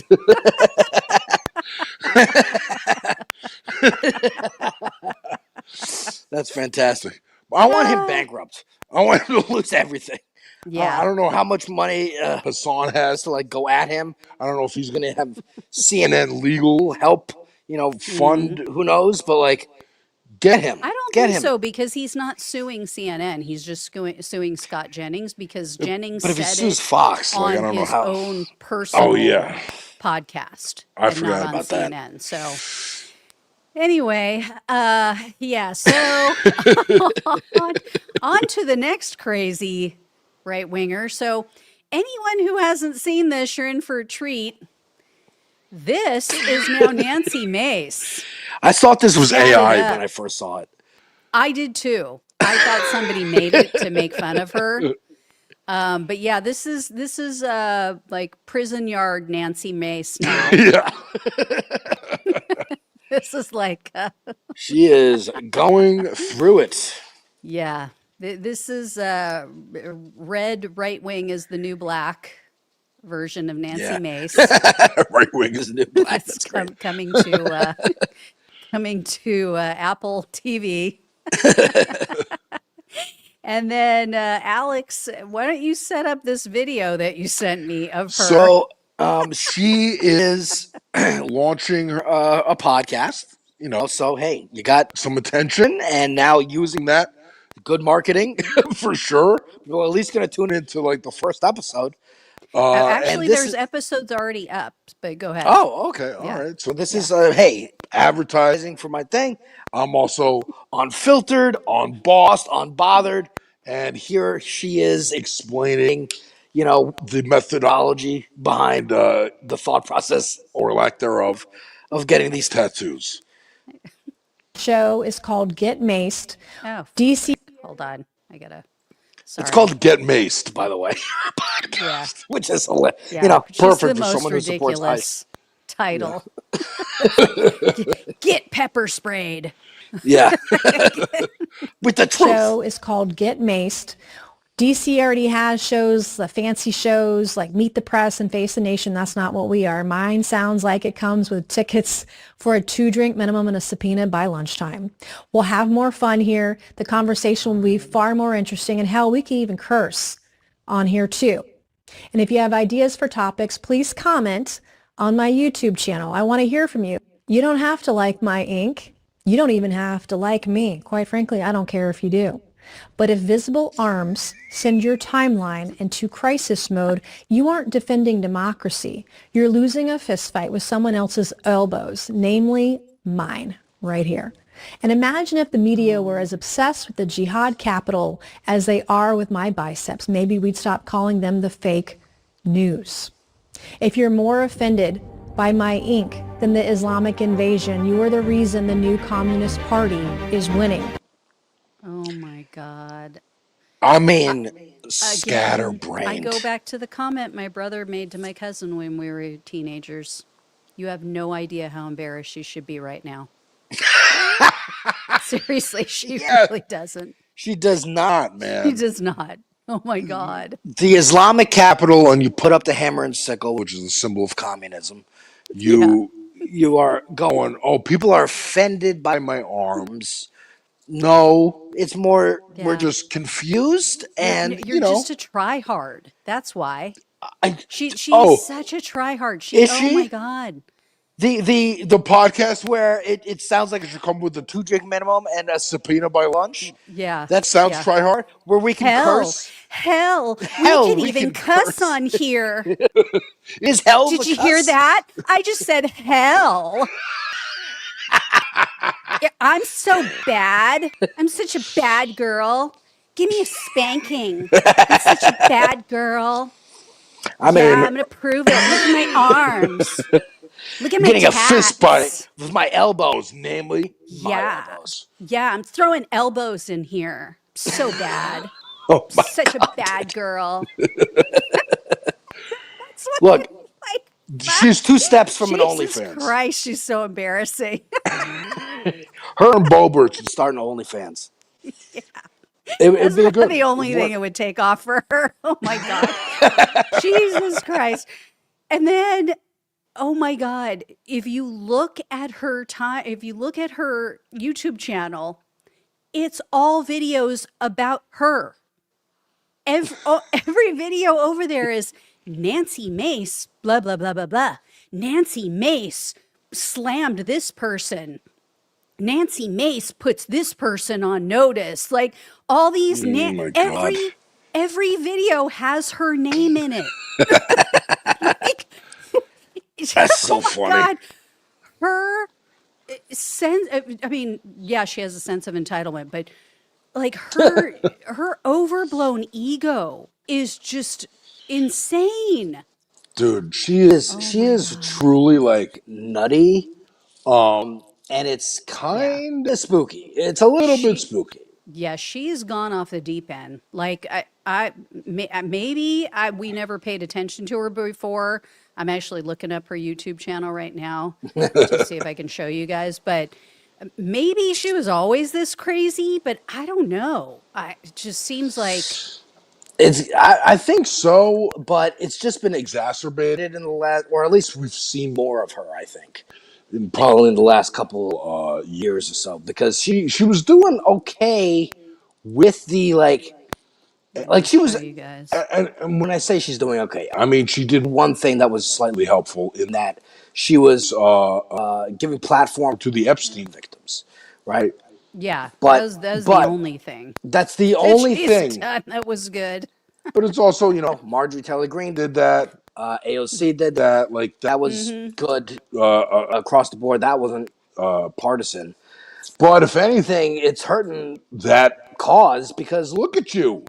It's not the tattoos. It's the fact that Yeah. your whole personality is getting tattoos. That's the problem. That's the issue. You have a tattoo on your heart, Nancy, and it's black. It's a black heart. Okay, here. I'll show it to you guys. This is so embarrassing. Oh my God. Get maced. 8 Oh my p.m. god. nightly. So look, tattoo reveal. Oh my, Yeah. Nancy Mace shocks CNN host. Nancy Mace breaks the internet. Did you? Did you really? Oh, Nancy come on. Mace called a bigot for exposing animal something. Oh my God. Like Lunatic. seriously? Oh, exposing animal sacrifices. Oh my God. Nancy Mace exposes the American Middle East. Nancy Mace explodes after Darlene Graham's debate. Nancy Mace explains socialism. That is a Like, crazy title fucking pattern. You're right. It is every single video. It begins with it's Nancy Mace. all about Nancy. All about Nancy. Like, That's crazy. like seriously, lady. Get maced, more like get fucked. I mean, seriously, just whatever. Maybe literally get like she needs it bad. I don't know. Maybe that's the problem. I don't know. Yeah, Unchecked menopause or something. I don't know. definitely. I Like, mean, definitely a midlife crisis of some sort yeah, and a mental health episode. like hormone For replacement sure. works, Nancy. It For sure. helps. It really helps. Like, All right. I Give me don't one know. second. Give me 1 second. I'll be right back. Okay. Okay. All right, guys. So while Alex is gone, we can talk about him. We can talk about how crazy he is. No, I'm just kidding. We love Alex. If you're just joining us, everybody, this is Ant Flow Friday. Alex is on vacation. His dog is going insane right now. Insane in the membrane. Actually, I don't know if it's his dog or the dog that he is doggy sitting. He's house sitting right now. That's why he's in a different location. But yeah, I'm going to read some comments here. Yes, he should have muted. Should have muted. Pinker Bell says those thumbnail faces are confusing. Yeah. Nancy Mace is cray cray bitch, I gotta say. And I typically don't like to use that word for women, but she is. She is. Sorry. The Etch dogs are says going Nancy nuts. has cringe levels of entitlement and tries so damn hard to be cool and relevant. Yes, she does. I mean, it's just like when she went on the house floor and showed naked pictures of herself that were Yeah, I available. forgot And about she's that. like, "Oh my God, he took pictures of me and disseminated them." And it's like, what are you doing? You're doing the same thing. Yeah. Like, this is such a cry for attention. Oh my God. Yeah. She needs Chuck people who love says, her. "Are they washable tattoos?" I wouldn't doubt it. I wouldn't doubt that they're like stick-ons. Well, I mean, that's like a lot of work to get done, Yeah. tattoo wise. And Yeah. so that must have taken like weeks. And then she finally revealed, and look at me, I'm Brand. You know, again, mental health thing, midlife crisis. Yeah. Something's And the going on. whole thing of her going on the house floor and talking about these men who she claims to have assaulted and abused her. And it's like, why wouldn't you file a lawsuit then?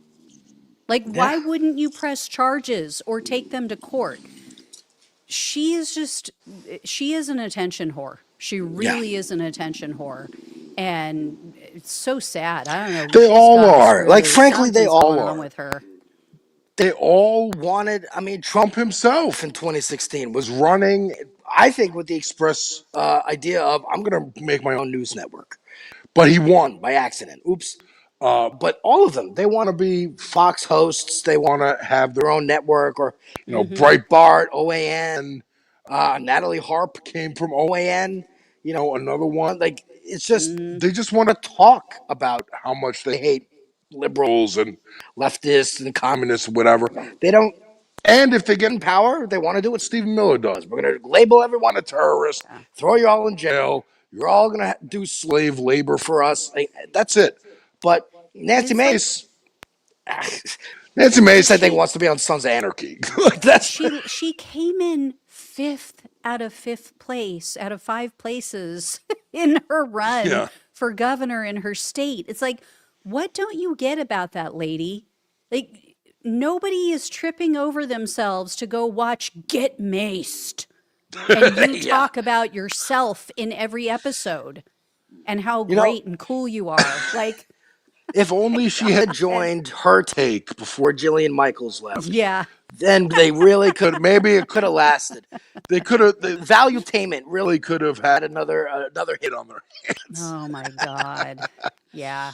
And it's so sad that obviously, like, they take how many crazy people over at Fox and OAN and Newsmax or Mike Lindell's show. She couldn't even get a gig with them, that she Yeah. had to go start Get Maced. No, well, Mike Lindell is putting up like a couple $1 million to fight the voter fraud in Yeah, his where is he election. getting this money? You know how much money that guy owes to people? He is in massive debt. He has been sued by so many different people and owes millions of dollars. And yet he's going to spend another million to prove that he didn't actually lose when he was always down by like double digits in the polls. I mean, God. this guy used to be a crack addict. This is addict behavior. This is like gambling behavior, you know? Oh, I give just one more bet and I'll turn it all around. Just another $1 million and I'll find those Yeah. votes and I'll be finally Yeah, he vindicated. is. And like, this He is totally is this like is he addict has that behavior, man. gambler's mentality. It's Like, crazy. crack is a very hell of a drug. Hell of a kids. drug, dude. Hell of a drug. Thanks. Okay, I have a couple more funny things I want to show. So this was a guy, I don't even know where this came from. I actually found it in a right wingers feed on Twitter. But this was a guy that was walking around somewhere in another country with a shirt on that we're all gonna love. So check this out.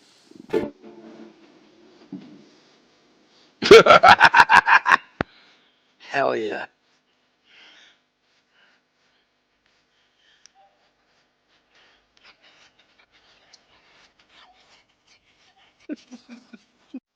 I need that shirt.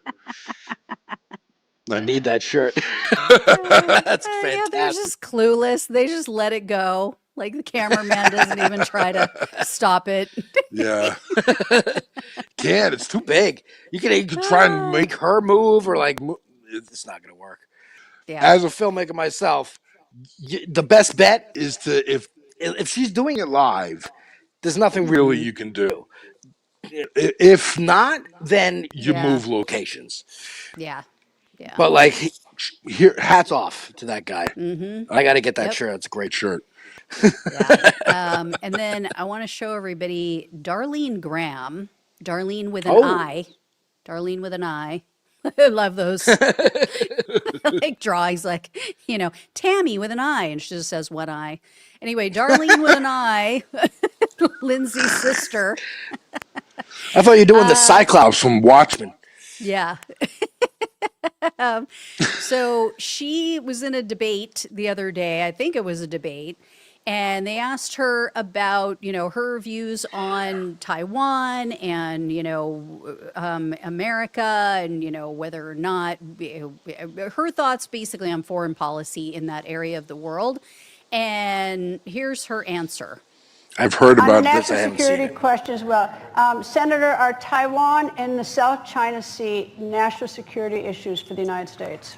If so, why?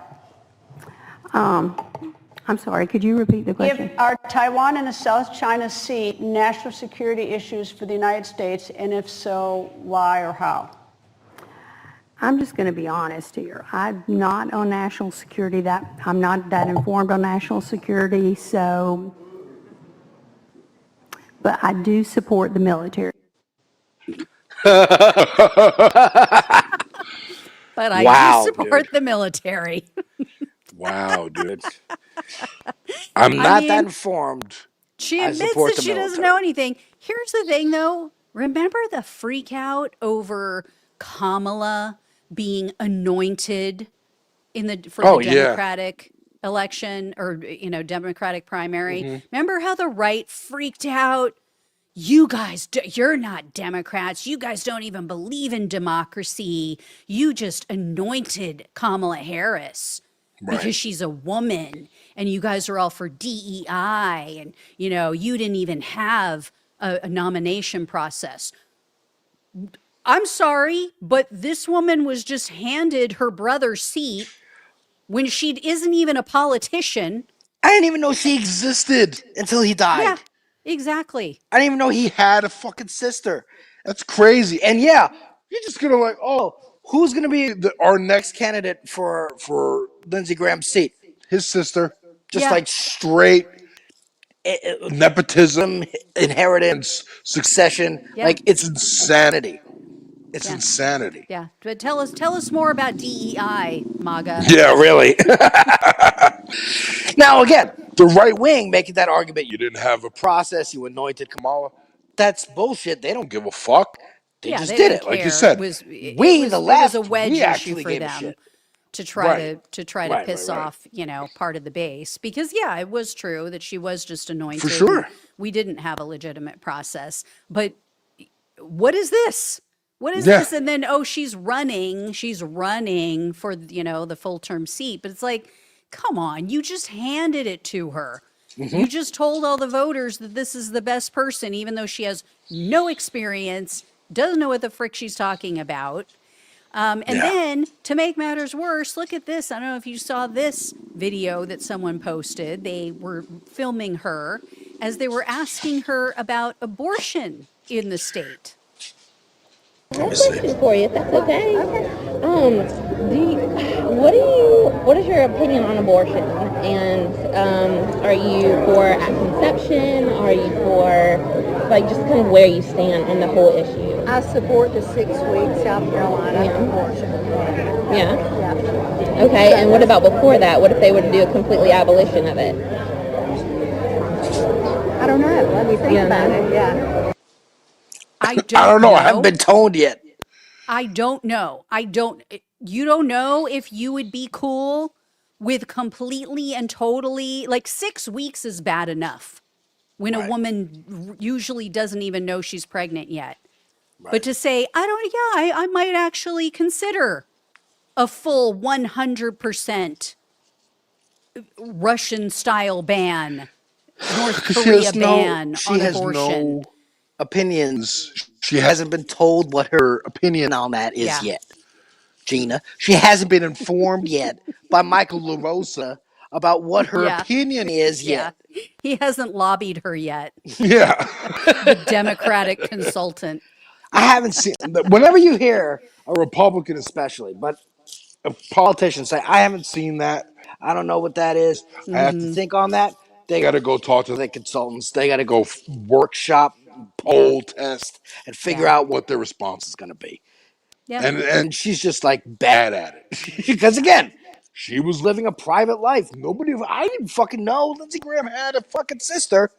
And then all of a sudden, oh, by the way, he has a sister and it's her, and now she's a political candidate for Senate. Yeah. Crazy. Yeah. I remember people saying too, Kamala Harris, what has she done? She hasn't had enough experience. Are you kidding me? But this is the woman you're putting up? What was she even doing before this? I'm not some big Kamala Harris fan, as everyone knows. Voted for her because the other option was the devil incarnate. But, what? The right? It doesn't matter. They don't care. They don't care that they're hypocrites. Fucking care. They don't fucking care. They don't. They're like, so what are you going to do about it? Yeah, I'm a fucking hypocrite. Oh, well. What are we going to do about it? We're going to elect socialists, motherfucker. That's what we're going to do about it. We're going to take the Democratic Party. That's what we're going to do about it, motherfucker. We're going to arrest you, fucking war criminals, and fucking ICE fucking criminals when we're in power. That's what we're going to fucking do about it. We'll fucking show you what we're going to do about it. And it's going to be Barack Obama's beautiful ballroom. Yeah. That's what we're going to rename it. Not because we like him, just because. I was thinking about it yesterday. We want to make you cry. I was thinking about it yesterday. I'm like, after 28, we get a Democratic president. Fingers crossed, knock wood, it's AOC. That's for me. They're going to go, AOC's ballroom, look how luxurious she thinks she is, blah, blah, blah. They made fun of Obama for eating Grey Poupon mustard. They called him fancy schmancy for that. Yeah, for wearing a tan suit. Again, they're going to, the economy's good. It's my economy. But that was Obama fixing 2008, or at least trying to fix 2008 over the course of 8 years. Oh, that's my economy. Economy's bad? That's Biden.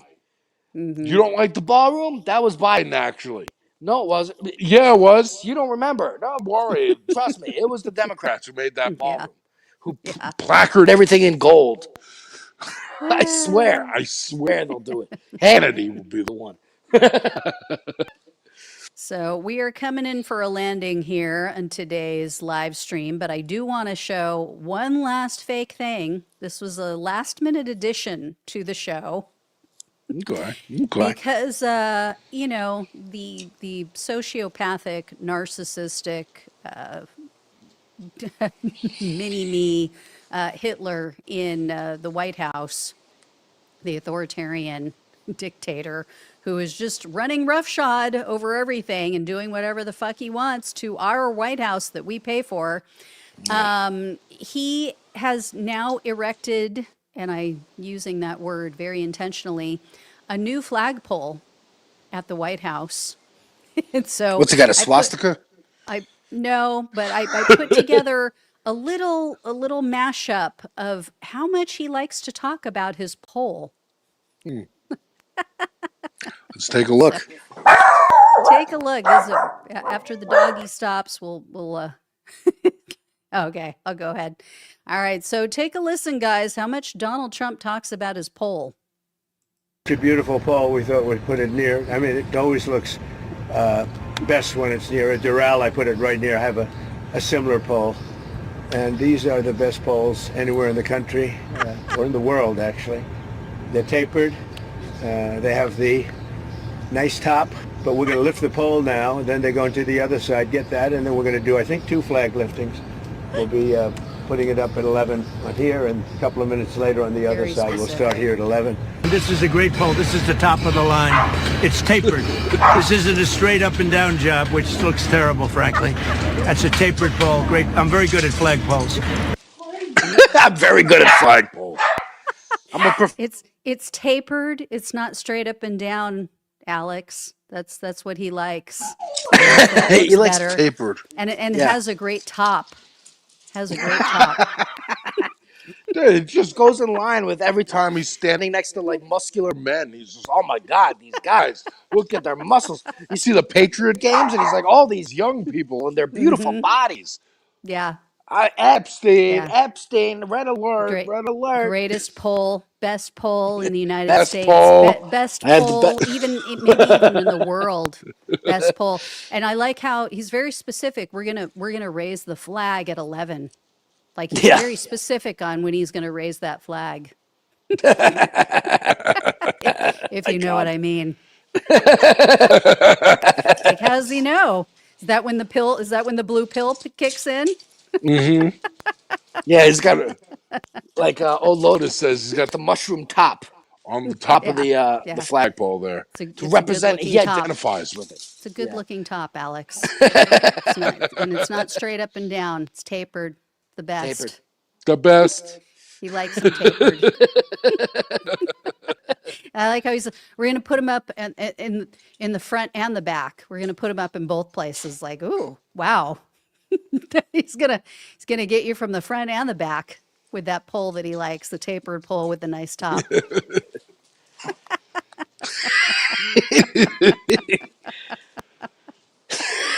Oh my God.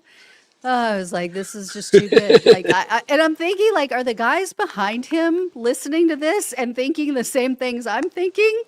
Like, it's a great poll. Got the best poll. Best one in the United States. It's tapered. Nobody's got better polls. Has a great top. Like, my God, this guy. I could not be one of those guys standing behind him. I would be dying. I would be doubled over laughing my ass off. Yeah, like, you got to turn around. Do you hear yourself, guy? Do you know what you're saying here? It's like the woman last week who said blowjob instead of blowout, and she had to. Yeah. Get yourself a nice blowjob. Oh, Alex is down. I don't know if he lost his signal or if his phone died. We don't know. We'll see if he joins us in a second. But yeah, everyone. So Donald Trump, really good at polls. Really, really good at flag polls. The best at flag polls. He's got the best flag polls anywhere with the best tops. And he can, down to the minute, tell you when he's going to raise that flag. So anyway, Alex is back. I don't know if he doesn't have sound here. Yeah, doesn't have sound. Are you back? We can see you, Alex. You're frozen, I think. All right. Alex must be having some kind of issues here. I don't know what's going on, but yeah, thank you everyone who has been watching, who's been joining us on these live streams. Alex will be back from vacation next week. And actually, I will be out, so it will be Alex and possibly a guest is what he told me. He's looking into bringing somebody on as a guest for next week to fill in for me. Actually, I take that back. I will be off the next 2 Fridays, which Alex doesn't even know. This coming Friday will be like a kind of working vacation for me. I'm putting some stuff together for you guys. But the following Friday, I have a funeral to go to. So unfortunately, not fun. But anyway, let me see. I think he's trying to come back in. Let's see here. Are you back? I am doing my He Mitch is back. McConnell impression. Oh no. It's really funny. He's doing a freeze frame. Glitch McConnell. Look, it over wouldn't here. be a leftist show if there wasn't at least a little bit of technical difficulties. That's true. That's true. But yeah, I was just explaining to everybody that I will be gone the next 2 Fridays. So Okay. this coming Friday is like a working vacation kind. I will be working, but I won't be on air. So starting from, actually, no. I take that back. I will be here next Friday. Oh, That's great. right. I will be here next Friday. It'll be the 4th that I will be gone. And the 11th, because I just found out I have a funeral to go to on that Friday. So, Okay. but yeah, this coming Friday, I will be back here with you on the 28th. Okay. Yeah. All And right. of So course, every day on Raw News and Politics, you guys can find my videos. Yeah. And then over on this space, I think they also syndicate some of my stuff on Thursdays. You can see, Gina on Thursdays on this space. And I will make it, I'll probably be doing the show either solo or with a special guest when Gina is out. Oh my God. I'm sideways now. It doesn't matter. It's the end of the show. Who cares? We've got all versions of Alex today. Look, I'm doing Spider-Man Got right him now. I'm doing my silent, Spider-Man sideways. He's doing black screen. So racist. So yeah, I'll do there'll be a show. We're not gonna stop. We're gonna keep going every Friday. Can't noon stop, Pacific. won't stop. Can't stop, won't stop. 3 p.m. Eastern. We will be doing Aunt Flo Fridays, whether or not Aunt Flo is actually here. Doesn't That's matter. right. We're doing it. The with show you in must go spirit. on. Exactly. Maybe I'll even sneak into the comment section. Hey, there you go. Hey. Hey. I had a Fonzie doll when I was a kid. Yeah. Yeah, you push the back. You push the little thing on the back, and his arms go up, and he goes, hey. That's really funny. Action Fonz with attachable leather jacket. Oh great. my God. All right, guys. Anyway, thank you all for watching, joining us. Again, follow me on Raw News and Politics. I'm on pretty much every social media channel that you can find. Also over on Twitch. Give me a follow there. Got to get some numbers going there. Follow Yes. Alex at Devil's Advocate Productions. He's also on pretty much every social media platform. Also over on this space and Twitch as well. Yeah. So thank you all again. We love you guys. Have a great weekend. Hope we gave you some laughs to take with you into the weekend. And remember, Donald Trump, likes those polls tapered. He loves his polls. He loves his polls. Tapered with a nice top. Yeah, and get those numbers up on this space, man. We're building something important here. Independent media is more important than ever. And Hassan can't be the only one taking slings and arrows. Yeah. And unlike Chorus, yeah, they aren't being secretly funded. Right. It's independent. We make no money. We're the opposite. We're doing it for the love of the game, baby. So go to This Space TV over on YouTube. Follow them there. I am Devil's Advocate C, letter C, on Twitter and Blue Sky. And yeah, man, On Flow Friday. What can you do? Love this time with you, Gina. It's so fun every week. Yeah. And have a great weekend, everybody. Yep. Take care.